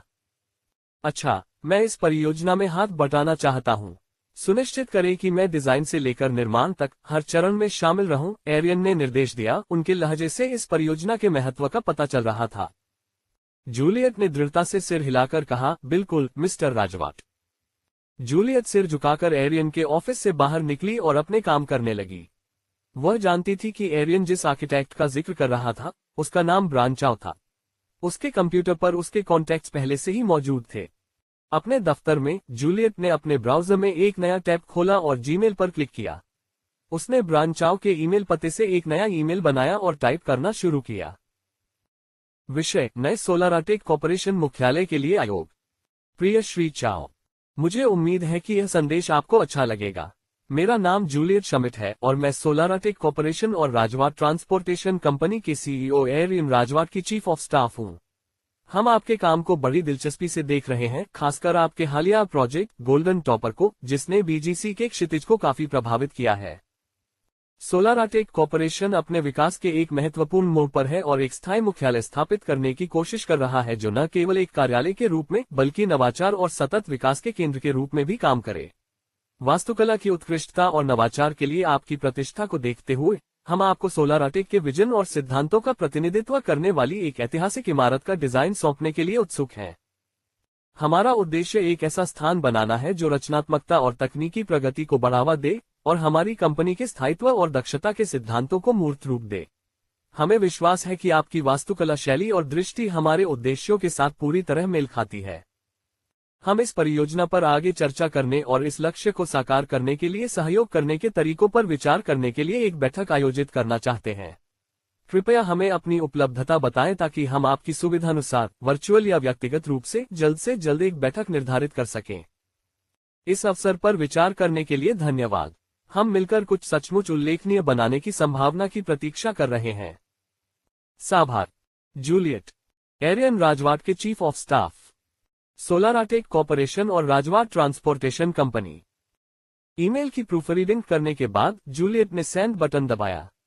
सुबह के काम से संतुष्ट होकर वह अपनी कुर्सी पर पीछे झुक गई और ब्रान चाओ के जवाब का इंतजार करने लगी। जूलियट ने फिर अपना ध्यान दूसरे कामों पर लगाया जिनमें उसे ध्यान देने की जरूरत थी और समय समय पर जवाब के लिए अपना इनबॉक्स देखती रही। 3 घंटे बाद उसके कंप्यूटर पर एक नया ईमेल आया। ये ब्रान चाओ का था। ईमेल खोलते ही जूलियट को पता चला कि ब्रान ने इस परियोजना में गहरी रुचि दिखाई है। विषय: पुनः सोलाराटेक कॉर्पोरेशन के नए मुख्यालय के लिए आयोग। प्रिय जूलियट शमिट, मुझसे संपर्क करने और इस रोमांचक परियोजना के लिए मुझे चुनने के लिए धन्यवाद। मुझे सोलाराटेक कॉर्पोरेशन के नए मुख्यालय के डिजाइन की संभावना पर चर्चा करने में बहुत दिलचस्पी है। आपने जो दृष्टिकोण प्रस्तुत किया है वह मेरे वास्तुशिल्प दर्शन और उन नवीन और टिकाऊ परियोजनाओं के साथ पूरी तरह मेल खाता है जिनके प्रति मैं जुनूनी हूँ। मैं अगले हफ्ते आपकी जरूरतों पर गहराई से विचार करने और ये देखने के लिए एक बैठक के लिए उपलब्ध हूँ कि हम सोलाराटेक के लिए कुछ बेहतरीन बनाने के लिए अपने विजन को कैसे एक साथ ला सकते हैं। कृपया मुझे बताएं कि श्री राजवाट और आपके लिए कौन सा समय उपयुक्त है और मैं जरूरी व्यवस्थाएं कर दूंगा। हम अपने सहयोग और एक ऐसे वास्तुशिल्पीय टुकड़े के निर्माण के लिए तत्पर हैं जो न केवल एक कार्यात्मक कार्यालय स्थान के रूप में कार्य करेगा बल्कि सोलाराटेक की अभिनव भावना का प्रतीक भी होगा। साभार ब्रान चाओ। उस संदेश को पढ़कर जूलियट को पता चल गया कि वह एरियन राजवाट के चीफ ऑफ स्टाफ के रूप में अपनी नौकरी पूरी करने के एक कदम करीब आ गई है। अध्याय 145 कीमत का इंतजार करें। जूलियट ने जल्दी से अपना जवाब तैयार कर लिया और सोलाराटेक के नए मुख्यालय परियोजना की जटिल बारीकियों पर चर्चा करने के लिए ब्रान चाओ के साथ सीधे संवाद स्थापित करने के महत्व को समझा। वह ये सुनिश्चित करना चाहती थी कि उनकी पहली बातचीत उनकी संभावित साझेदारी की एक मजबूत नींव रखे। विषय: पुनः सोलाराटेक कॉर्पोरेशन के नए मुख्यालय के लिए आयोग। प्रिय श्री चाओ, आपकी त्वरित और सकारात्मक प्रतिक्रिया के लिए धन्यवाद। इस अभूतपूर्व परियोजना में हमारे साथ सहयोग करने में आपकी रुचि और उत्साह देखकर हमें खुशी हुई है। सोलाराटेक कॉर्पोरेशन के लिए इस उद्यम के महत्व को देखते हुए हम विस्तृत चर्चा शुरू करने और अपनी दृष्टि को एक ऐसे मील के पत्थर के रूप में ढालने के लिए उत्सुक हैं जो हमारी कंपनी के नवोन्मेषी और टिकाऊ सिद्धांतों को प्रतिबिंबित करे। विचारों के अधिक गतिशील और व्यक्तिगत आदान प्रदान को सुगम बनाने के लिए हम जूम के माध्यम से मिलने का प्रस्ताव रखते हैं। इससे हमें परियोजना के दायरे, उद्देश्यों और रचनात्मक प्रक्रिया पर गहन चर्चा करने का अवसर मिलेगा। हमारा मानना है कि वीडियो कॉन्फ्रेंसिंग हमें इस रोमांचक प्रयास की संभावनाओं और बारीकियों को समझने के लिए एक आदर्श मंच प्रदान करेगी। क्या आप कृपया अगले हफ्ते के लिए अपनी उपलब्धता बता सकते हैं ताकि हम आपके लिए सुविधाजनक समय पर जूम मीटिंग शेड्यूल कर सकें? हम लचीले हैं और आपके शेड्यूल को ध्यान में रखते हुए पूरी कोशिश करेंगे। हम आपके साथ मिलकर काम करने और एक साझेदारी को बढ़ावा देने के इस अवसर की प्रतीक्षा कर रहे हैं जो सोलाराटेक के मुख्यालय के लिए हमारे दृष्टिकोण को साकार करेगा। साभार जूलियट शमिट, एरियन राजवाट के चीफ ऑफ स्टाफ, सोलाराटेक कॉर्पोरेशन और राजवाट ट्रांसपोर्टेशन कंपनी। ईमेल भेजने के बाद जूलियट अपने काम पर लौट आए और ब्रान चाओ के जवाब का धैर्यपूर्वक इंतजार करने लगी। उसका ध्यान दूसरे कामों में व्यस्त होने के बावजूद आगामी परियोजना पर केंद्रित रहा और वह सोलाराटेक के भविष्य पर इसके संभावित प्रभाव को समझ रही थी। उसने अपने कार्यक्रम की समीक्षा की और सुनिश्चित किया कि उसने परियोजना की विस्तृत योजना और समन्वय के लिए पर्याप्त समय आवंटित किया है। जूलियट ने बैठक के लिए अपने विचारों और सामग्रियों को व्यवस्थित करना भी शुरू कर दिया तथा नए मुख्यालय के विभिन्न पहलुओं पर विचार करना शुरू कर दिया जिन पर चर्चा की जानी आवश्यक थी, जैसे कि स्थिरता संबंधी विशेषताएं, तकनीकी एकीकरण और सोलाराटेक की कॉर्पोरेट पहचान का प्रतिनिधित्व। उनका उद्देश्य सोलाराटेक के दृष्टिकोण, वर्तमान परिचालन और भविष्य की आकांक्षाओं का संक्षिप्त किंतु व्यापक अवलोकन संकलित करना था, ताकि ब्रांड को एक उत्पादक चर्चा के लिए आवश्यक संदर्भ उपलब्ध कराया जा सके। इस बीच जूलियट सोलाराटेक में अपनी अन्य जिम्मेदारियों को संभालती रहीं और यह सुनिश्चित करती रहीं कि दैनिक कार्य सुचारू और कुशलतापूर्वक चलते रहें। और 2 घंटे बाद ब्रान चाओ ने जूलियट के ईमेल का जवाब दिया। सूचना उसके कंप्यूटर स्क्रीन पर आ गई, जिससे उसका ध्यान फिर से कंप्यूटर पर आ गया। ईमेल खोलते ही जूलियट ने ब्रान का उत्साहपूर्ण उत्तर देखा। विषय पुनः सोलाराटेक कॉर्पोरेशन के नए मुख्यालय के लिए आयोग। प्रिय जूलियट शमिट, आपके विस्तृत और विचारशील संदेश के लिए धन्यवाद। मैं सोलाराटेक कॉर्पोरेशन के साथ काम करने की संभावना को लेकर बहुत उत्साहित हूं और इस परियोजना की संभावनाओं पर आगे चर्चा करने का अवसर पाकर बहुत खुश हूं। मैं अगले मंगलवार सुबह 10 बजे जूम मीटिंग के लिए उपलब्ध हूं। अगर यह समय आपके और श्री राजवाट के लिए उपयुक्त हो तो कृपया मुझे बताएं ताकि हम इसे मेरे कार्यक्रम में शामिल कर सकें। मैं हमारे सहयोग पर और विस्तार से चर्चा करने और एक ऐसी साझेदारी शुरू करने के लिए उत्सुक हूं जो मुझे लगता है कि एक फलदायी और अभिनव साझेदारी होगी। कृपया मुख्यालय के लिए अपनी कोई भी प्रारंभिक जानकारी या विचार भेजें ताकि मैं हमारी बैठक की तैयारी कर सकूं। इससे हमारी चर्चा को यथासंभव उत्पादक और सार्थक बनाने में मदद मिलेगी। इस परियोजना के लिए मुझे चुनने के लिए एक बार फिर धन्यवाद। मैं सोलाराटेक की यात्रा में योगदान देने और एक ऐसे कार्यालय के विजन को साकार करने के लिए उत्सुक हूं जो न केवल एक कार्यस्थल के रूप में बल्कि नवाचार और स्थिरता के प्रतीक के रूप में भी काम करे। साभार ब्रान चाओ। जूलियट ने तुरंत जवाब देकर मुलाकात का समय पक्का कर दिया और उनकी तत्परता और परियोजना में शामिल होने की इच्छा के लिए आभार व्यक्त किया। फिर उसने उन सभी जरूरी दस्तावेजों और विचारों को इकट्ठा करना शुरू कर दिया जो उनकी चर्चा के लिए जरूरी थे और यह सुनिश्चित किया कि उनकी निर्धारित मुलाकात के लिए सब कुछ तैयार रहे। उसके बाद उसने अपना फोन उठाया और एरियन को फोन किया। श्री राजवाट, इसकी पुष्टि हो गई है। अगले सप्ताह मंगलवार को सुबह 10 बजे हम ब्रान चाओ के साथ वीडियो कॉन्फ्रेंस करेंगे। समझ गया, एरियन ने फोन रखने से पहले संक्षेप में उत्तर दिया। हफ्ता तेजी से बीत गया और जल्द ही मंगलवार की सुबह हो गई। एरियन और जूलियट कॉन्फ्रेंस रूम में एक बड़े प्रोजेक्टर स्क्रीन के सामने बैठे थे जहां ब्रान चाओ का चेहरा दिखाई देने वाला था। कमरा एक उत्पादक बैठक के लिए तैयार किया गया था जिसमें वास्तुकला के रेखाचित्र, डिजिटल टैबलेट और नोट्स मेज पर करीने से सजाए गए थे। ठीक 10 बजे ब्रान चाओ का चेहरा स्क्रीन पर चमक उठा। वह एक अधेड़ उम्र के आदमी जैसा दिख रहा था। उसकी आंखें तेज और चौकस थीं, जैसी आप किसी अमीर एशियाई से उम्मीद करते हैं। सुप्रभात मिस्टर चाओ, जूलियट ने अभिवादन किया। आपसे वर्चुअली मिलकर खुशी हुई। मैं जूलियट शमिट हूँ, एरियन राजवाट की चीफ ऑफ स्टाफ, और मैं मिस्टर राजवाट खुद हूँ। एरियन ने आगे झुककर स्वीकृति में सिर हिलाया। श्रीमान चाओ, हम इस मुलाकात का बेसब्री से इंतजार कर रहे थे।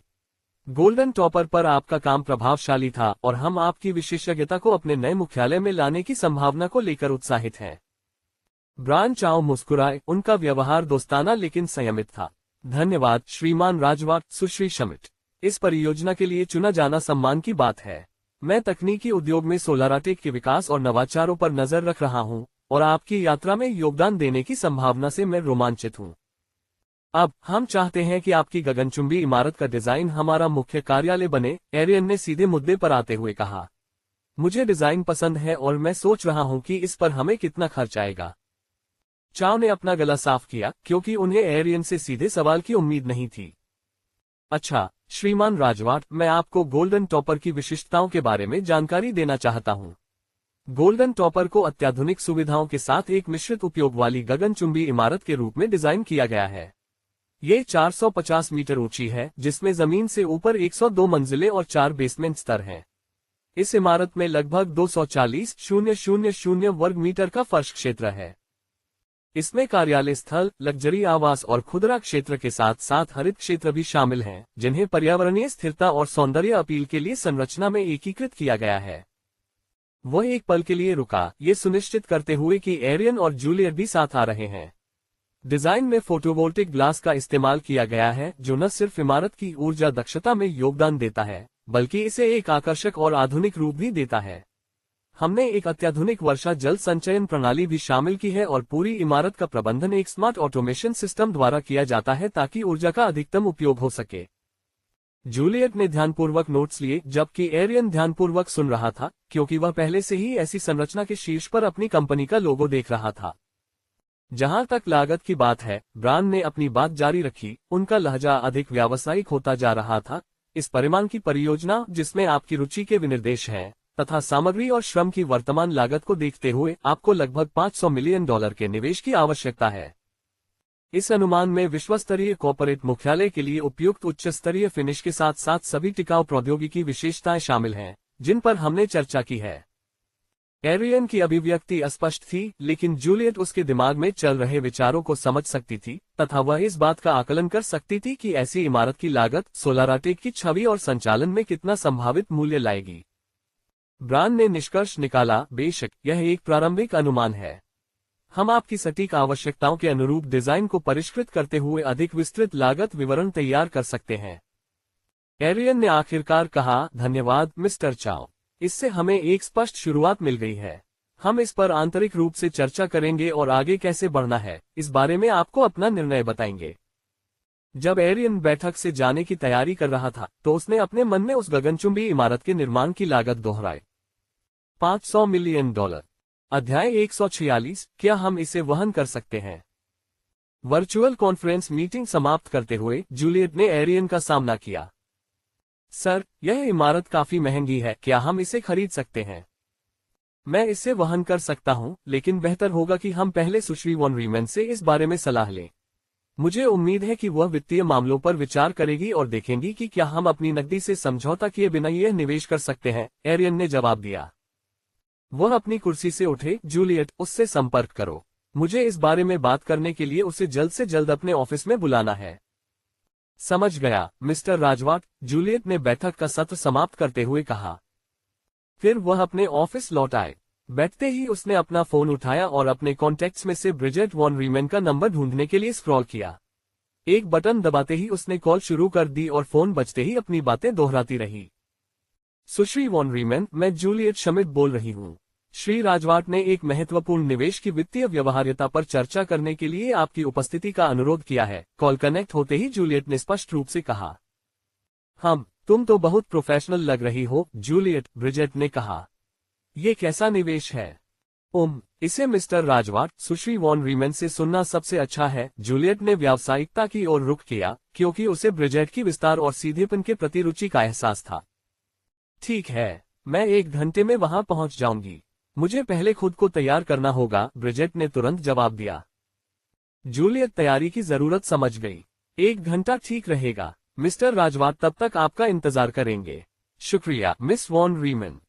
कॉल खत्म करने के बाद जूलियट ने एरियन को ब्रिजेट के आने की सूचना देने के लिए एक रिमाइंडर शेड्यूल किया।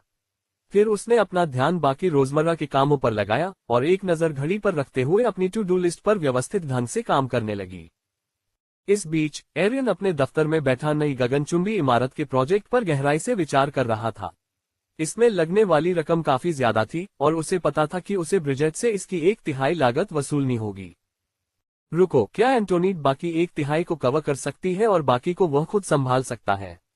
अब यह बात समझकर एरियन ने अपना फोन उठाया और एंटोनीट से संपर्क किया। एंटोनीट को फोन उठाने में ज्यादा देर नहीं लगी। श्रीमती एस्टोलिस, फोन उठाने के लिए धन्यवाद। मुझे आपसे कुछ बात करनी है। क्या बात है, एरियन? एंटोनीट ने पूछा। मैं सोच रहा था कि क्या आप हमारे नए कार्यालय के लिए एक गगनचुंबी इमारत के लिए धन जुटाने में मेरी मदद कर सकते हैं। लागत का लगभग 1/3। हम एक ऐसी इमारत बनाने की योजना बना रहे थे जो सोलाराटेक और भविष्य के उद्यमों के लिए एक मार्गदर्शक का काम कर सके। लेकिन निवेश काफी ज्यादा है। मैं एक बड़ा हिस्सा वहन करूंगा, लेकिन मैं साझा वित्तपोषण विकल्पों पर भी विचार कर रहा हूं। एंटोनीट की आवाज में प्रस्ताव पर उसकी हैरानी झलक रही थी। ये तो बहुत बड़ा काम है। क्या आप मुझे कुछ और जानकारी दे सकते हैं? कुल लागत कितनी है और आपको क्या लगता है कि इससे हमारी कंपनी को आगे चलकर क्या फायदा होगा? एरियन इन सवालों के लिए तैयार थे। इस परियोजना की अनुमानित लागत लगभग $500 मिलियन है। आपका हिस्सा लगभग $166 मिलियन होगा। यह इमारत न केवल लंबी अवधि में हमारी परिचालन लागत को कम करेगी, बल्कि यह नवाचार और स्थिरता का प्रतीक भी बनेगी, जो हमारी कंपनी के सिद्धांतों के बिल्कुल अनुरूप है। एरियन, मुझे तुम्हारा जवाब पसंद नहीं आया। तुम कुछ ज्यादा ही बिजनेसमैन लग रहे हो, एंटोनेट ने कहा। मुझे अपना ईमानदार जवाब दो। हमें इमारत की क्या जरूरत है? क्योंकि क्या सबके पास यही नहीं होता? अपना अपना ऑफिस भवन। एरियन रुककर अपने जवाब पर विचार करने लगा। वह जानता था कि एंटोनाइट एक ऐसा तर्क ढूंढ रही थी जो सिर्फ दिखावे से आगे जाता हो। यह अभी भी एक महंगा काम है, एंटोनाइट ने आखिरकार कहा। एरियन, क्या हमें सचमुच उस इमारत की जरूरत है जिसकी कीमत $500 मिलियन है? जाहिर है हमें इसकी जरूरत है, एरियन ने कहा। मुझे पता है कि यह महंगा है, लेकिन आपको भविष्य के बारे में सोचना होगा। क्या मेरी कंपनी में आपके $2 करोड़ के निवेश से $25 करोड़ तक काफी वृद्धि नहीं हुई है? सोचिए, हमारी कंपनी का भविष्य क्या होगा। मेरे पास बहुत सारे उत्पाद हैं जिन्हें मैं इस दुनिया में पेश करना चाहता हूं, और वे सभी इस हद तक आकर्षक हैं कि वे वाणिज्यिक बाजार को नष्ट करने के लिए डिजाइन किए गए हैं। भविष्य में $500 मिलियन हमारे लिए 1 सेंट के समान होंगे। एंटोनेट एक पल के लिए चुप रही। एरियन, तुम्हें पता है, जब मैं किसी चीज पर दांव लगाती हूं तो मैंने कभी कोई गलती नहीं की है। क्या यह मेरी पहली गलती होगी? जब आप कहते हैं कि आप कोई गलती नहीं करते, तो आप गलती कैसे कर सकते हैं? आप बस यही गलती करेंगे कि इस गगनचुंबी इमारत में निवेश नहीं करेंगे। एरियन ने माहौल को हल्का करने के लिए हल्के से हास्य के साथ कहा, लेकिन उसकी आंखें गंभीर थीं। यह कोई साधारण इमारत नहीं है। यह सोलाराटेक का भावी मुख्यालय है। यह एक बयान देने, उद्योग में अपनी जगह मजबूत करने और दीर्घकालिक बचत व लाभ के बारे में है। यकीन मानिए, ये हमारे लिए सही कदम है। एंटोनेट ने एरियन की बातें समझ ली। उसका तेज दिमाग हर पहलू पर विचार कर रहा था। ठीक है एरियन, मैं तुम्हारे फैसले का समर्थन करती हूँ। मेरा हिस्सा कितना है? आपका हिस्सा लगभग $166 मिलियन होगा, एरियन ने पुष्टि की। ठीक है एरियन, मैं इस परियोजना का 1/3 हिस्सा देने के लिए सहमत हूँ। लेकिन मैं खर्च और प्रगति पर पूरी पारदर्शिता चाहती हूँ, एंटोनेट ने दृढ़ता से कहा। बिल्कुल श्रीमती एस्टोलिस, आपको सभी जरूरी रिपोर्ट्स और अपडेट्स मिल जाएंगे, एरियन ने उन्हें आश्वस्त किया। मैं ये सुनिश्चित करूंगा कि जूलियट आपकी टीम के साथ नियमित ब्रीफिंग करे। अच्छा, एंटोनेट ने कहा। मुझे इस पर पूरा भरोसा है एरियन। मुझे निराश मत करना। मैं नहीं करूंगा, श्रीमती एस्टोलिस। आपके विश्वास के लिए धन्यवाद, एरियन ने उत्तर दिया। उसके मन में जिम्मेदारी का भाव आ गया। कॉल के बाद एरियन अपनी कुर्सी पर वापस बैठ गया और अपने अंतिम निवेशक के आने का इंतजार करने लगा। 1 घंटे बाद Bridget von Riemann PSC tower पहुंची। लिफ्ट में पहुंचते ही उन्होंने एग्जीक्यूटिव फ्लोर का बटन दबाया, जहां एरियन राजवाट का ऑफिस था। निर्धारित फ्लोर पर पहुंचने पर जूलियट शमिट ने उनका स्वागत किया और उन्हें एरियन के ऑफिस तक ले गईं। सुश्री वॉन रीमैन, इतने कम समय में आने के लिए धन्यवाद, एरियन ने उनके प्रवेश करते ही उनका अभिवादन किया। बस करो एरियन, अब औपचारिकताएं, ब्रिजेट बोली। मुझे तुम्हारी इस तरह पुकारने की आदत नहीं है, ब्रिजेट बोली। मुझे माफ करना, यह मेरी आदत है। व्यापार करते हुए और संभवतः इस तरह का कोई बड़ा काम करते हुए मुझे औपचारिक व्यवहार करना पड़ता है, लेकिन आपके लिए मैं इसे अलग रख सकता हूं। एरियन ने ब्रिजेट को अपनी मेज की ओर आते और कुर्सी पर बैठते हुए देखा और कहा। तो इमारत के बारे में इसकी कीमत कितनी थी? जूलियट, तुमने उससे नहीं बताया। एरियन ने जूलियट की ओर देखा। जूलियट ने पेशेवर व्यवहार बनाए रखते हुए कहा, मैंने सोचा कि निवेश के पैमाने को देखते हुए आपके लिए इस पर सीधे चर्चा करना समझदारी होगी। ब्रिजेट अपनी कुर्सी पर बैठते हुए एरियन की तरफ उम्मीद भरी नजरों से देखने लगी। अच्छा एरियन, सुनो, हम कितनी बातें कर रहे हैं। एरियन ने थोड़ा आगे झुकते हुए गला साफ किया। नए मुख्यालय की कुल लागत लगभग $500 मिलियन आंकी गई है। हम इस निवेश के लिए साझा वित्तपोषण पर विचार कर रहे हैं। ब्रिजेट की भौहें थोड़ी ऊपर उठ गईं। $500 मिलियन, ये बहुत बड़ी रकम है। और हम इस लागत को कैसे बांटेंगे? हम इसे 3/3 हिस्सों में बांटने पर विचार कर रहे हैं। एंटोनेट एस्टोलस ने पहले ही 1/3 लागत वहन करने का वादा किया है। मैं 1/3 हिस्सा खुद वहन करने की योजना बना रहा हूं। इससे हमारे पास आखिरी 1/3 हिस्सा बचता है, जिसके लिए मुझे उम्मीद थी कि सोलाराटेक आपके वित्तीय मार्गदर्शन में प्रबंध कर लेगा, एरियन ने बताया। ब्रिजेट ने सोच समझकर सिर हिलाया और आंकड़ों पर गौर किया। मैं समझ गई। और आपको क्या लगता है कि यह निवेश उचित है? एरियन ने बिना किसी हिचकिचाहट के कहा। यह इमारत सिर्फ एक कार्यालय से कहीं बढ़कर होगी। ये हमारी स्थिरता और विकास का प्रतीक है, नवाचार और स्थिरता के प्रति हमारी प्रतिबद्धता का प्रतीक है। इसे ऊर्जा कुशल बनाया गया है और यह हमारी दीर्घकालिक परिचालन लागतों को काफी कम कर देगा। इसके अलावा ये हमारे बढ़ते हुए कार्यों को समायोजित करने और वैश्विक बाजार में हमारी उपस्थिति को मजबूत करने के लिए एक जरूरी कदम है। ब्रिजेट पीछे झुक गई, उसके चेहरे पर विचारमग्न भाव थे। समझ गई, 1/3 है ना? ठीक है, चलो वो गगनचुंबी इमारत बनाते हैं। अध्याय 147 मुहरबंद 20 फरवरी 2026। एरियन ब्रिजेट, जूलियट और एंटोनीट के साथ कॉन्फ्रेंस रूम में था और प्रोजेक्टर बोर्ड पर ब्रान चाओ का चेहरा था। श्री चाओ, आप अपनी स्क्रीन पर जो नए चेहरे देख रहे हैं वे मेरी कंपनी के निवेशक हैं और उनकी ओर से मैं ये घोषणा करना चाहता हूं कि हम नए सोलाराटेक मुख्यालय के निर्माण की योजना को आगे बढ़ाने में रुचि रखते हैं, जैसा कि हमने चर्चा की थी। स्क्रीन पर ब्रान चाओ का चेहरा उत्साह से चमक उठा। ये तो बहुत अच्छी खबर है, मिस्टर राजवाट। मुझे खुशी है कि आप और आपके निवेशक हमारे साथ इस सफर पर निकलने के लिए तैयार हैं। हम एक ऐसी इमारत बनाने के लिए पूरी तरह प्रतिबद्ध हैं जो न केवल सोलाराटेक की जरूरतों और उम्मीदों को पूरा करे, बल्कि उनसे भी बढ़कर हो। तो फिर मुझे चरण 1 से अंतिम चरण तक की प्रक्रिया के बारे में बताएं, इसे कैसे बनाया जाएगा? ब्रान चाओ ने झुककर कहा, बहुत बढ़िया श्रीमान राजवाट। पहले से तय डिजाइन के आधार पर हम निर्माण पूर्व चरण में आगे बढ़ रहे हैं। इसमें स्थानीय अधिकारियों से सभी आवश्यक परमिट और अनुमोदन प्राप्त करना, बजट को अंतिम रूप देना और निर्माण की एक विस्तृत समय सीमा तय करना शामिल है। सभी नियमों का पालन सुनिश्चित करने के लिए स्थानीय एजेंसियों के साथ समन्वय अत्यंत महत्वपूर्ण है। निर्माण चरण वह चरण है जहां वास्तविक निर्माण प्रक्रिया शुरू होती है। मेरी फर्म, जो चीन की एक अग्रणी निर्माण कंपनी है, ऊंची इमारतों के निर्माण में विशेषज्ञता रखती है।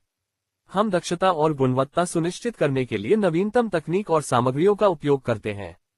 प्रक्रिया को सुव्यवस्थित बनाने और साइट पर जोखिमों को कम करने के लिए मॉड्यूलर निर्माण और प्रीफैब्रिकेशन जैसी उन्नत निर्माण विधियों का उपयोग किया जाएगा। निर्माण के दौरान नियोजित विनिर्देशों और समय सीमा का पालन करने के लिए निरंतर निगरानी और गुणवत्ता नियंत्रण अत्यंत महत्वपूर्ण है। हम ये सुनिश्चित करने के लिए कड़े सुरक्षा प्रोटोकॉल लागू करते हैं और नियमित ऑडिट करते हैं कि परियोजना योजना के अनुसार आगे बढ़े। निर्माण पूरा होने के बाद हम निर्माणोत्तर चरण में प्रवेश करते हैं, जिसमें गहन निरीक्षण, आंतरिक परिष्करण और तकनीकी प्रणालियों की स्थापना शामिल है। ये चरण सुनिश्चित करता है कि भवन पूरी तरह से चालू हो और सभी परिचालन आवश्यकताओं को पूरा करे। एरियन ने उन सारी बातों को ध्यान से सुना और फिर पूछा, इसमें कितना समय लगेगा? अगर इसमें इतना समय लगने वाला है तो क्या इसे जल्दी किया जा सकता है? क्योंकि मैं चाहता हूं कि वह इमारत जल्द से जल्द बनकर तैयार हो जाए और साथ ही वह जरूरी गुणवत्ता मानकों को भी पूरा करे। आमतौर पर इस पैमाने की एक परियोजना को पूरा होने में लगभग 18 से 24 महीने लगते हैं। हालांकि शीघ्रता से पूरा करने की आवश्यकता को देखते हुए हम निर्माण कार्य को 10 महीनों के भीतर पूरा करने का लक्ष्य रख सकते हैं। इस त्वरित समय सीमा के लिए जनशक्ति में उल्लेखनीय वृद्धि, 24 घंटे निर्माण गतिविधियां और उन्नत निर्माण तकनीकों के उपयोग की आवश्यकता होगी ताकि यह सुनिश्चित हो सके कि हम गुणवत्ता से कोई समझौता न करें। लेकिन आपको पता होना चाहिए कि निर्माण प्रक्रिया में तेजी लाने से अतिरिक्त लागत आएगी। हम प्रारंभिक बजट अनुमान में लगभग 20% की वृद्धि की उम्मीद कर रहे हैं, जिससे कुल निवेश लगभग $600 मिलियन हो जाएगा। एरियन ने इस पर विचार किया, उसकी नजर वहां मौजूद निवेशकों पर घूम रही थी। जरा रुकिए, मैं आपको म्यूट कर देता हूं या अपनी टीम के साथ थोड़ी देर बात कर लेता हूं। एरियन ने माइक्रोफोन बंद कर दिया और ब्रिजेट, जूलियट और एंटोनीट की ओर मुड़ गया। एरियन ने कहा, अतिरिक्त $100 मिलियन हम वहन कर सकते हैं। जल्दी करने की क्या जरूरत है? एंटोनीटे ने पूछा। क्योंकि मुझे एक गलतफहमी है। एरियन तकनीकी सिस्टम मिशन के बारे में बोलते बोलते रुक गया, उसके शब्द लगभग फिसलते हुए। इतनी जल्दी इसलिए है ताकि हम बाहर निकल सकें। 18 से 24 महीने बहुत लंबा समय होता है और बाजार की गतिशीलता और हमारी आक्रामक विकास योजनाओं को देखते हुए हमारे मुख्यालय को जल्द से जल्द चालू करना रणनीतिक है। इसके अलावा हम जितनी जल्दी काम पूरा कर लेंगे उतनी ही जल्दी हम अपने उत्पाद विकास और बाजार प्रभाव को बढ़ाने के लिए भवन की सुविधाओं और नवाचार केंद्र का लाभ उठा सकेंगे। जूलियट ने कहा, जैसा कि कहा जाता है, समय ही धन है। यदि हम वित्तीय पहलू को संभाल सके और यदि तेजी से काम पूरा होने से हमें प्रतिस्पर्धा में बढ़त मिले तो यह एक उचित कदम लगता है। तो हम प्रत्येक को लगभग 200 मिलियन का भुगतान करेंगे। हाँ, लगभग, एरियन ने पुष्टि की। जूलियट ने आह भरी, ठीक है, अगर तुम कहते हो एरियन, तो फिर सौदा पक्का कर लेते हैं। एरियन ने अपनी नजर एंटोनेट पर घुमाई। आगे बढ़ने से पहले उससे एक आखिरी इशारा पाना चाहता था। एंटोनेट ने कुछ देर सोचने के बाद हल्का सा सिर हिलाया। ठीक है एरियन, चलो करते हैं। आम सहमति से संतुष्ट होकर एरियन प्रोजेक्टर स्क्रीन की ओर मुड़ा और माइक्रोफोन की आवाज बंद कर दी। श्रीमान चाओ, हम सब इस बात पर सहमत हैं। हम इस परियोजना को शीघ्रता से आगे बढ़ाने के लिए तैयार हैं। हम लागत संबंधी प्रभावों को समझते हैं और इसकी सफलता सुनिश्चित करने के लिए आवश्यक धनराशि निवेश करने के लिए तैयार हैं। ब्रायन चाओ के चेहरे पर एक पेशेवर मुस्कान आ गई। ये सुनकर बहुत अच्छा लगा मिस्टर राजवाट। हम त्वरित समय सीमा के लिए एक विस्तृत कार्यक्रम और बजट तैयार करेंगे। निश्चिंत रहें, हम आपकी अपेक्षाओं को पूरा करने और परियोजना को निर्धारित समय सीमा में पूरा करने के लिए अपने सर्वोत्तम संसाधनों का उपयोग करेंगे। ठीक है, क्या ऐसी कोई चीज है जिस पर मुझे हस्ताक्षर करना चाहिए? एरियन ने पूछा, अपने समझौते को औपचारिक रूप देने के लिए तैयार। हाँ मिस्टर राजवाट, हाँ, ब्रायन ने जवाब दिया। मैं आपको सोलाराटेक मुख्यालय निर्माण समझौता शीर्षक वाला इलेक्ट्रॉनिक अनुबंध ईमेल से भेजूंगा। इस दस्तावेज में परियोजना के सभी विवरण दिए गए हैं, जिनमें दोनों पक्षों के लिए दायरा, समय सीमा, वित्तीय प्रतिबद्धताएं और कानूनी दायित्व शामिल हैं। बेशक विवरणों को अंतिम रूप देने में समय लगेगा, खासकर त्वरित समय सीमा को देखते हुए। लेकिन एक बार जब ये तैयार हो जाए तो कृपया इसकी सावधानीपूर्वक समीक्षा करें। ब्रायन ने आगे कहा, अनुबंध में निर्माण चरणों से लेकर भुगतान कार्यक्रम तक और दायित्व खंडों से लेकर डिलीवरी की तारीख तक सब कुछ विस्तार से बताया जाएगा। हम ये सुनिश्चित करना चाहते हैं कि सब कुछ पारदर्शी और सहमतिपूर्ण हो ताकि बाद में किसी भी गलतफहमी से बचा जा सके। बहुत बढ़िया, एरियन ने स्वीकार किया। मैं उस ईमेल का इंतजार करूंगा और हम उसकी पूरी समीक्षा करेंगे। एक बार सब तैयार हो जाए तो हम तुरंत काम शुरू कर सकते हैं। जी हाँ मिस्टर राजवाट, ब्रायन ने कहा, और जैसे ही हमें आपका हस्ताक्षरित अनुबंध प्राप्त होगा हम परियोजना को आधिकारिक रूप से शुरू कर देंगे। आपकी हरी झंडी मिलते ही हमारी टीम जमीनी काम शुरू करने के लिए तैयार है। बहुत बढ़िया, एरियन ने जवाब दिया। मैं आपकी कार्यकुशलता की सराहना करता हूं मिस्टर चाओ। हम एक सफल साझेदारी की आशा करते हैं। इसके साथ ही बैठक समाप्त हो गई। 3 दिन बाद, तारीख 23 फरवरी 2026 थी। एरियन अपने डेस्क पर बैठे थे और अपने दैनिक ईमेल देख रहे थे, तभी उन्हें ब्रायन चाओ से अपेक्षित संदेश प्राप्त हुआ। विषय पंक्ति में लिखा था, सोलाराटेक मुख्यालय निर्माण समझौता त्वरित समय रेखा। उन्होंने ईमेल खोला और संलग्न अनुबंध पाया, जो एक व्यापक दस्तावेज था जिसमें नए सोलाराटेक मुख्यालय के निर्माण परियोजना के हर पहलू का विवरण था। अनुबंध में वास्तुशिल्प डिजाइन से लेकर आंतरिक सज्जा के अंतिम रूप तक कार्य के दायरे को शामिल किया गया था। इसमें ब्रायन द्वारा बताई गई उन्नत निर्माण पद्धतियों के उपयोग को निर्दिष्ट किया गया था, जिससे निर्माण कार्य शीघ्र पूरा हो सकेगा।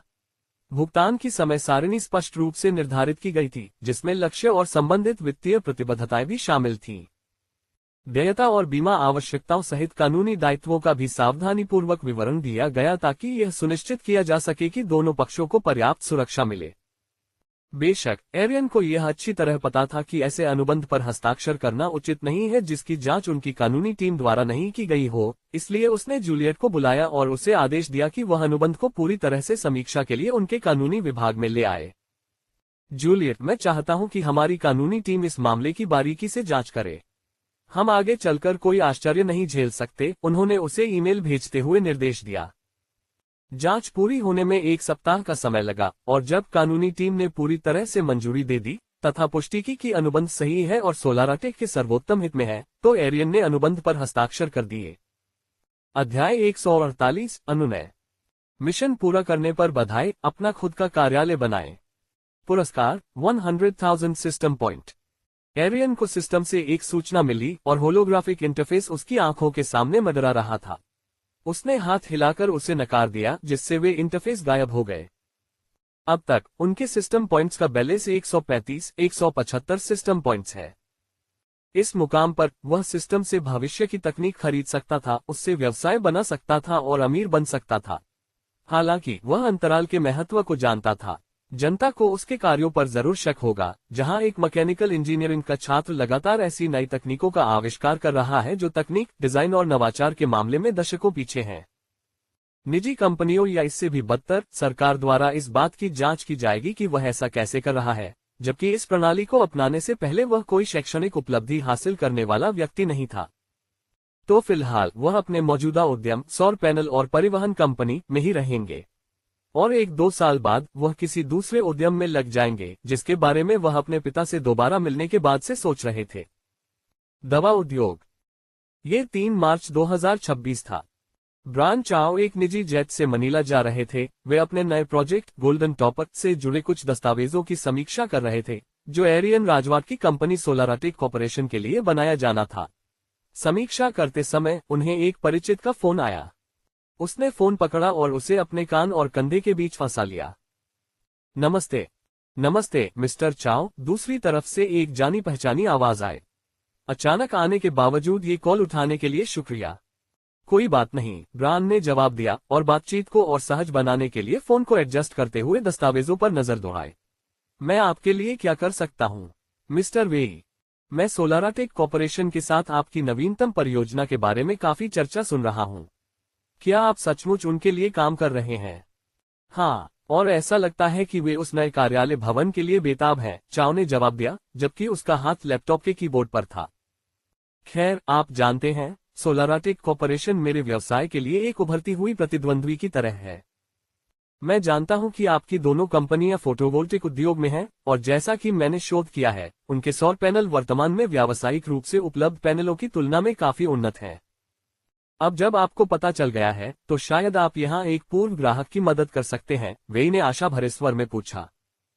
आपको किस प्रकार की सहायता की आवश्यकता है? ब्रायन ने पूछा, बातचीत की दिशा को समझते हुए, लेकिन वह चाहता था कि वे अपने इरादे स्पष्ट रूप से बता दे। वे कुछ देर झिझके और फिर बोले, मैं चाहता हूं कि तुम सोलाराटेक बिल्डिंग प्रोजेक्ट को बर्बाद कर दो। कुछ भी बहुत ज्यादा स्पष्ट मत करो, बस इसे धीमा करो और यहाँ वहां कुछ समस्याएं पैदा करो। इसे समय पर पूरा करना उनके लिए मुश्किल बना दो। ब्रायन इस अनुरोध से अचंभित रह गया। तोड़फोड़, यह एक गंभीर आरोप है और एक खतरनाक खेल है, मिस्टर वेई।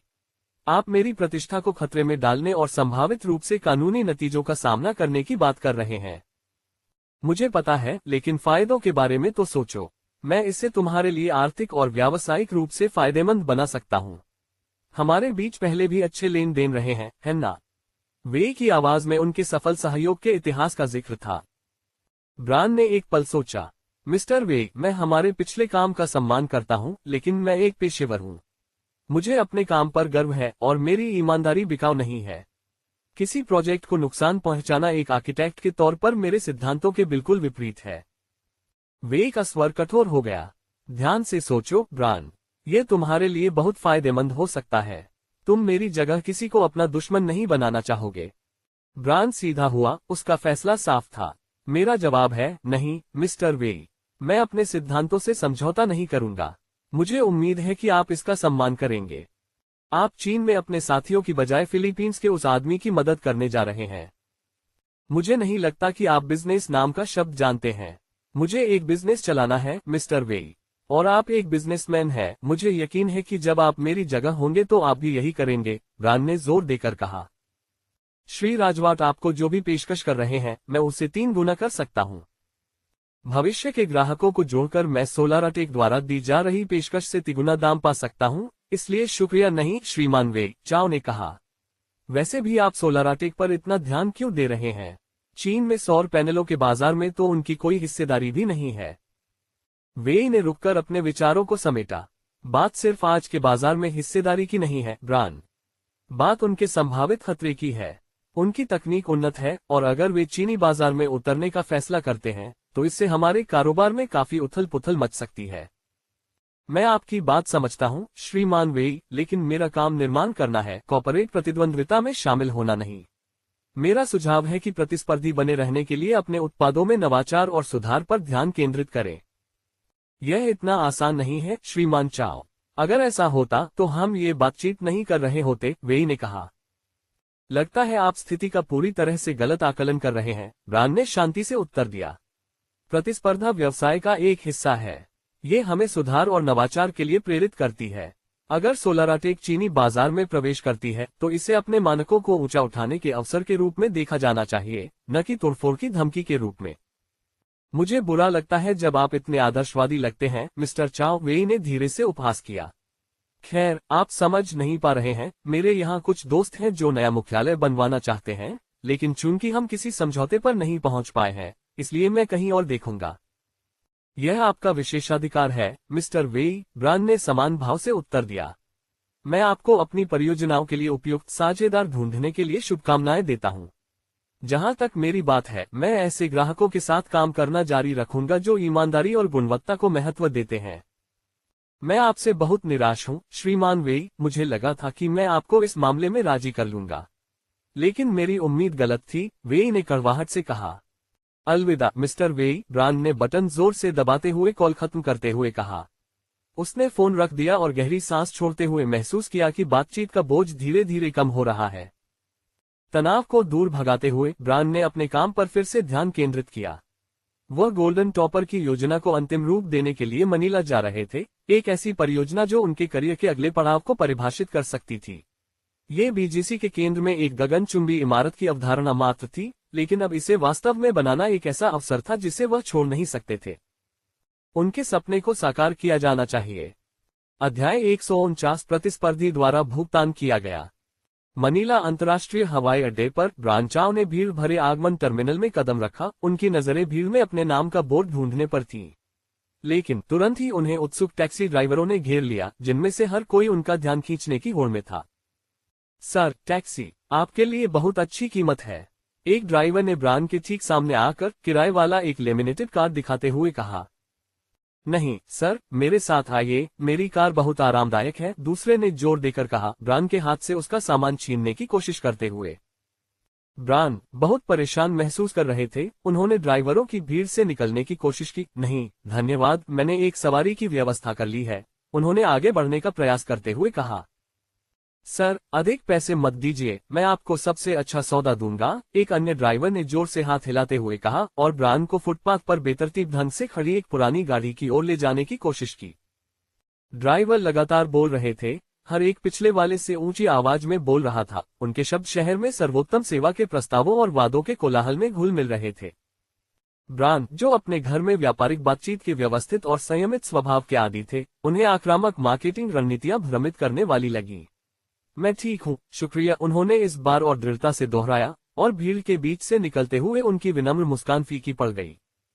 एक ड्राइवर ने मौका भांपते हुए दूसरा तरीका अपनाया, सर, आप थके हुए लग रहे हैं, मैं आपको जल्दी से, बिना किसी परेशानी के, बहुत तेजी से आपके होटल तक पहुंचा देता हूं। इस बीच पास में ही एक टोयोटा अल्फॉर्ड खड़ी थी।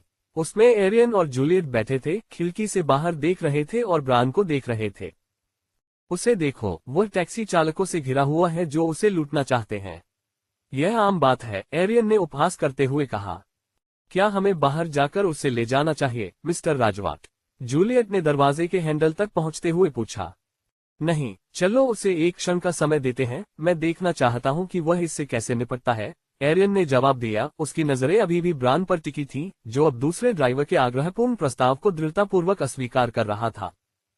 ब्रांड ने अपना संयम बनाए रखते हुए आखिरकार रंगीन खिड़कियों वाली एक चमकदार काली टोयोटा अल्फॉर्ड कार देखी।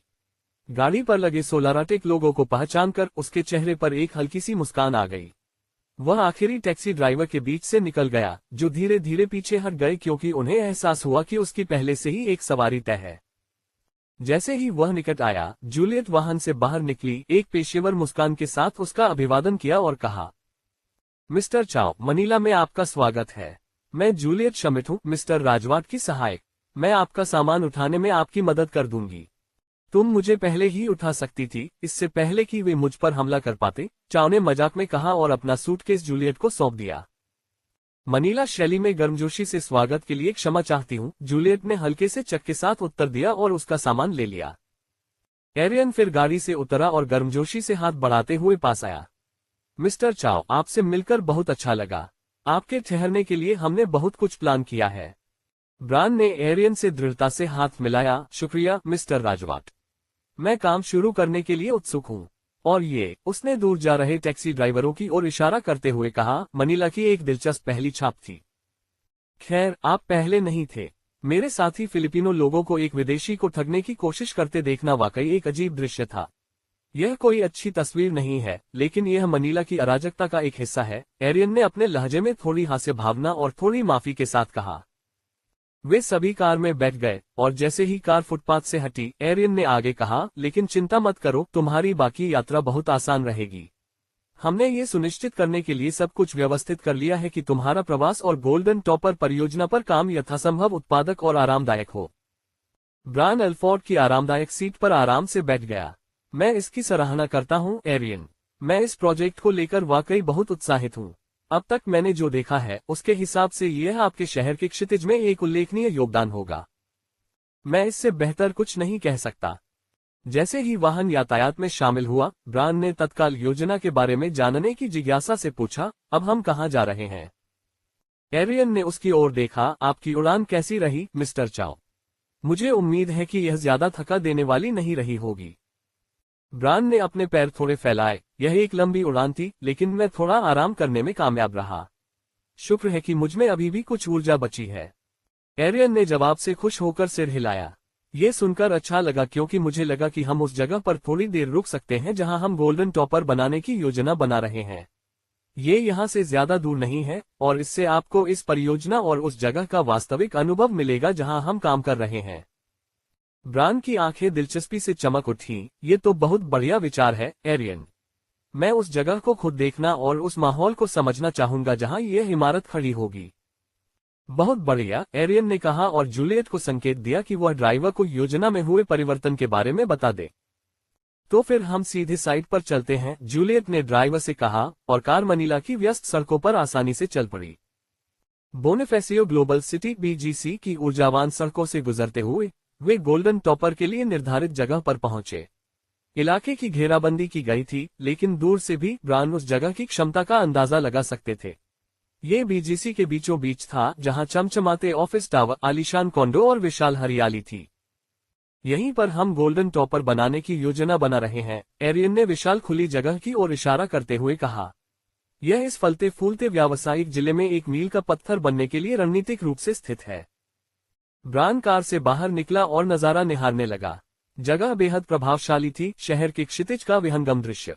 वह पहले से ही उस ऊंची गगनचुंबी इमारत की कल्पना कर सकता था जो चहल पहल भरी सड़कों और शांत पार्कों के ऊपर से दिखाई दे रही थी, जो शहरी परिदृश्य के साथ घुल मिलकर आधुनिकता और नवीनता का प्रतीक बन रही थी।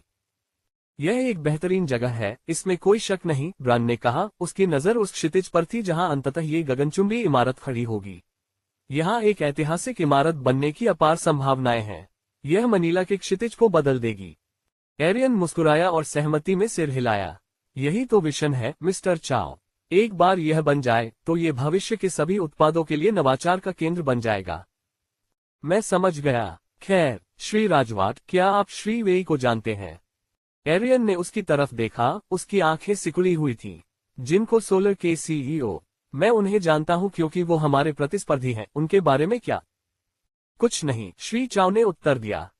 अब जब उन्होंने श्री वेई का जिक्र किया तो एरियन को एक जरूरी जानकारी का एहसास हुआ जिसे उन्होंने नजरअंदाज कर दिया था, और वह है उनके और श्री वेई के बीच हुआ समझौता। सटीक तौर पर कहें तो $1 अरब। उनके मुख्यालय के निर्माण में $60 करोड़ की लागत आई थी। इसका मतलब यह है कि उनके मुख्यालय के निर्माण के लिए भुगतान उनका प्रतिस्पर्धी करेगा। लगता है ब्रिजेट और एंटोनीट को अपने बैंकों से भारी मात्रा में पैसा निकालने की जरूरत नहीं पड़ेगी, क्योंकि उन्होंने इसकी पूरी व्यवस्था कर ली है। अध्याय 150 भूमि पूजन समारोह। 5 दिन बाद एरियन उसी जमीन पर खड़ा था जहां भविष्य का गोल्डन टॉपर खड़ा होना था। वह जगह पूरी तरह बदल चुकी थी। भूमि पूजन समारोह की तैयारियों में गूंज रही थी। अलग अलग टेंट लगाए गए थे, हर एक अलग काम कर रहा था। इनमें खाद्य स्टॉलों पर विभिन्न प्रकार के स्थानीय और अंतर्राष्ट्रीय व्यंजन उपलब्ध थे, जो कार्यक्रम में उपस्थित लोगों की विविध रुचियों को पूरा कर रहे थे। पूरा क्षेत्र व्यवस्थाओं को अंतिम रूप देने वाले कामगारों और दृश्य को अंतिम रूप देने वाले सज्जाकारों की आवाजों से गुलजार था। मुख्य समारोह के लिए निर्धारित एक विशाल तंबू समारोह स्थल पर छाया हुआ था, जिसमें समारोह स्थल के सामने कुर्सियों की कतारें करीने से सजाई गई थीं। यह मंच गोल्डन टॉपर की वास्तुकला के एक बड़े बैनर से सुसज्जित था, जहां परियोजना के प्रमुख व्यक्ति जल्द ही अपने भाषण देंगे और निर्माण शुरू करने के लिए आधिकारिक संकेत देंगे। पूरे परिसर में मीडिया कर्मियों ने अपने उपकरण लगा दिए थे और कार्यक्रम को व्यापक दर्शकों तक पहुंचाने की तैयारी कर रहे थे। सुरक्षाकर्मी पूरे इलाके में गश्त कर रहे थे ताकि यह सुनिश्चित किया जा सके कि सब कुछ व्यवस्थित और मेहमानों के लिए सुरक्षित रहे। इस बीच एरियन अपनी टीम के साथ एक दूसरे के साथ वाइन का गिलास साझा कर रहे थे। इस गगनचुंबी इमारत के निर्माण में हमें अपना हिस्सा न देने के बारे में आपने क्या कहा? ब्रिजेट ने सबसे पहले पूछा। हाँ, क्या बात है? एंटोनेट भी एरियन की ओर जवाब के लिए देखते हुए बोली। एरियन ने अपना गिलास नीचे रख दिया। खैर, पता चला कि जिनको सोलर के मिस्टर वेई ने अप्रत्यक्ष रूप से हमारी फंडिंग में योगदान दिया है, उन्होंने चेहरे पर हल्की सी मुस्कुराहट के साथ बताया। अप्रत्यक्ष रूप से कैसे? ब्रिजेट ने भौहें उठाई, घटनाक्रम जानने की उत्सुकता में। आप उस समझौते को कैसे भूल गए जिसमें जिनको सोलर ने हमारी तकनीक को हैक करने और चुराने के प्रयास के लिए हमें $1 बिलियन देने पर सहमति व्यक्त की थी? एरियन ने उन्हें याद दिलाया, उनका स्वर गंभीर किंतु संतुष्टि से भरा था। एंटोनेट की आंखें चौड़ी हो गईं जब उसे एहसास हुआ। तो हम उस बंदोबस्ती के पैसे का इस्तेमाल गोल्डन टॉपर के निर्माण के लिए कर रहे हैं? बिल्कुल, एरियन ने पुष्टि की। अपने संसाधनों से पैसे निकालने के बजाय हम उस समझौते से प्राप्त धन का उपयोग कर रहे हैं। ये घटनाक्रम अप्रत्याशित है, लेकिन निश्चित रूप से हमारे पक्ष में है। इसका मतलब है कि हमारा वित्तीय योगदान अन्य निवेशों और परिचालन आवश्यकताओं के लिए बरकरार रह सकता है। एंटोनेट इस विडंबना पर खिलखिलाकर हंस पड़ी। तो हम अपने प्रतिद्वंद्वी के पैसे से अपना अत्याधुनिक कार्यालय बनवा रहे हैं? हे भगवान, शायद हम अपने काम में इतने मग्न हो गए हैं कि जिनको सोलर के साथ अपने विवादों को भूल ही गए हैं। जब वे बात कर रहे थे, जूलियट आगे बढ़ी। सर, जूलियट झुकी और एरियन के कानों में फुसफुसाए। भूमि पूजन समारोह में आपके भाषण के लिए 2 मिनट। एरियन ने सिर हिलाया, उसका चेहरा अब ध्यान में बदल गया। शुक्रिया जूलियट, चलो प्लेटफॉर्म पर चलते हैं, उसने अपनी वाइन खत्म करते हुए कहा और खड़ा हो गया। समूह समारोह स्थल की ओर बढ़ा, जहां कर्मचारियों, मीडिया और मेहमानों की भीड़ जमा थी। कैमरे चल रहे थे और सबकी निगाहें मंच पर टिकी थीं, जब एरियन सभा को संबोधित करने की तैयारी कर रहे थे। मंच पर अपना स्थान ग्रहण करते हुए एरियन ने भीड़ की ओर देखा, अपना गला साफ किया और अपना भाषण शुरू किया। देवियों और सज्जनों, इस महत्वपूर्ण दिन पर हमारे साथ जुड़ने के लिए आपका धन्यवाद। आज हम उस चीज की नींव रख रहे हैं जो नवाचार और प्रगति का प्रतीक बनेगी, गोल्डन टॉपर। ये परियोजना न केवल सोलाराटेक के विकास का प्रतिनिधित्व करती है, बल्कि भविष्य की अग्रणी तकनीकों और सतत विकास के प्रति हमारी प्रतिबद्धता का भी प्रतीक है। दिलचस्प बात यह है कि यह व्यावसायिक दुनिया के अप्रत्याशित तरीकों का प्रमाण है। कभी कभी हमारी चुनौतियां भी अवसरों में बदल जाती हैं, जो हमारी आगे की यात्रा को गति प्रदान करती हैं। उन्होंने कुछ क्षण रुककर अपने शब्दों को गूंजने दिया, फिर आगे कहा, गोल्डन टॉपर केवल एक कार्यालय भवन नहीं है, यह एक बहुआयामी विकास है जो शहरी जीवन को पुनर्परिभाषित करेगा। एक ऊर्ध्वाधर शहर के रूप में परिकल्पित, इसमें अत्याधुनिक कार्यालय स्थल, शानदार आवासीय इकाइयां, उच्च स्तरीय खुदरा मॉल और मनोरंजक सुविधाएं होंगी। एरियन ने अपने पीछे की वास्तुकला की ओर इशारा किया, जिसमें चिकनी रेखाओं और कांच के अग्रभागों वाली एक ऊंची संरचना दिखाई दे रही थी, जो आकाश में सहज रूप से घुल मिल रही थी। बोनिफेसियो ग्लोबल सिटी के केंद्र में गोल्डन टॉपर आधुनिक वास्तुकला और तकनीकी उन्नति का प्रमाण होगा। इसका डिजाइन स्थिरता और दक्षता को प्राथमिकता देता है, जिसमें हरित स्थान, सौर पैनल और स्मार्ट बिल्डिंग तकनीकें शामिल हैं, ताकि एक ऐसा पारिस्थितिकी तंत्र बनाया जा सके जो न केवल व्यवसाय अनुकूल हो, बल्कि पर्यावरण के प्रति भी जागरूक हो। फिर उन्होंने आवासीय स्थलों के लिए अपनी परिकल्पना प्रस्तुत की, जहां से शहर का मनोरम दृश्य, आधुनिक सुविधाएं और निवासियों के लिए एक सुरक्षित और आरामदायक वातावरण उपलब्ध होगा। कल्पना कीजिए कि आप एक ऐसी जगह पर रहते हैं जहां विलासिता और सुविधा का मेल हो, और आपकी जरूरत की हर चीज बस एक लिफ्ट की दूरी पर हो। आगे बढ़ते हुए एरियन ने वाणिज्यिक पहलू का वर्णन किया तथा इस बात पर प्रकाश डाला कि किस प्रकार गोल्डन टॉपर के अंदर रिटेल मॉल, विश्वस्तरीय ब्रांड, स्वादिष्ट भोजन अनुभव और मनोरंजन के विकल्प सभी को एक ही छत के नीचे लाएंगे। यह अपने आप में एक गंतव्य होगा जो अपने जीवंत वातावरण से आगंतुकों और स्थानीय लोगों को समान रूप से आकर्षित करेगा। अंत में एरियन ने मनोरंजक सुविधाओं के बारे में बताया, जिनमें भूदृश्य उद्यान, फिटनेस सेंटर तथा विश्राम और सामुदायिक निर्माण के लिए बनाए गए अवकाश क्षेत्र शामिल हैं। गोल्डन टॉपर सिर्फ काम करने या रहने का स्थान नहीं होगा, यह एक ऐसा स्थान होगा जहां लोग जुड़ सकेंगे, सृजन कर सकेंगे और तनाव मुक्त हो सकेंगे। गोल्डन टॉपर के साथ हम सिर्फ एक इमारत नहीं बना रहे हैं, हम एक ऐसा मील का पत्थर गढ़ रहे हैं जो नवाचार की भावना और एक उज्जवल भविष्य के वादे को साकार करता है। बस इतना ही, आपका बहुत बहुत धन्यवाद। एरियन मंच से एक कदम पीछे हटे, फिर थोड़ा झुककर भीड़ की उत्साहपूर्ण तालियों का स्वागत किया। जैसे ही तालियां बजनी बंद हुई, एरियन अपनी टीम में वापस आ गए और साथ मिलकर उन्होंने देखा कि समारोह के दौरान फावड़े को स्थल पर लाया गया। ब्रिजेट, एंटोनेट और टीम के बाकी सदस्यों ने गर्व और उत्साह से एक दूसरे को देखा। जमीन में फावड़े गड़ाते हुए कैमरोन ने इस ऐतिहासिक पल को कैद कर लिया। दूर से कोई देख रहा है, वे बहुत तेजी से बढ़ रहे हैं, विक्टर ने विस्की का घूंट लेते हुए कहा। उन्होंने 2024 में शुरुआत की थी और अब वे अपनी कंपनी के लिए एक अत्याधुनिक गगनचुंबी इमारत बना रहे हैं। मारिया, वे अमेरिकी बाजार में प्रवेश कर रहे हैं, है ना? ये सही लगता है, श्री ग्रेवसन। तो फिर आइए हम वाशिंगटन में अपने राजनीतिक मित्रों से इस बारे में बात करें, विक्टर ने आगे कहा, उसकी निगाहें अभी भी भूमिपूजन समारोह के लाइव प्रसारण पर टिकी हुई थीं। इस बीच बीजिंग, चीन में श्री वेई ने वाइन का गिलास दीवार पर फेंक दिया। गोल्डन टॉपर के भूमिपूजन समारोह का सीधा प्रसारण देखते हुए उनकी हताशा साफ दिखाई दे रही थी। उनकी कंपनी जिनको सोलर की सीधी प्रतिस्पर्धी सोलाराटेक की सफलता उनके लिए एक कड़वी गोली थी। वे सिर्फ बढ़ ही नहीं रहे हैं, वे फल फूल रहे हैं, और यह सब हमारे ही पैसे से हो रहा है। श्री वेई गुस्से से स्क्रीन की ओर देखते हुए बोले, जहां एरियन राजवाट आत्मविश्वास और भविष्य के बारे में दूरदर्शिता के साथ बोल रहे थे। ठीक है, तुम मुझे मजबूर कर रहे हो, है ना?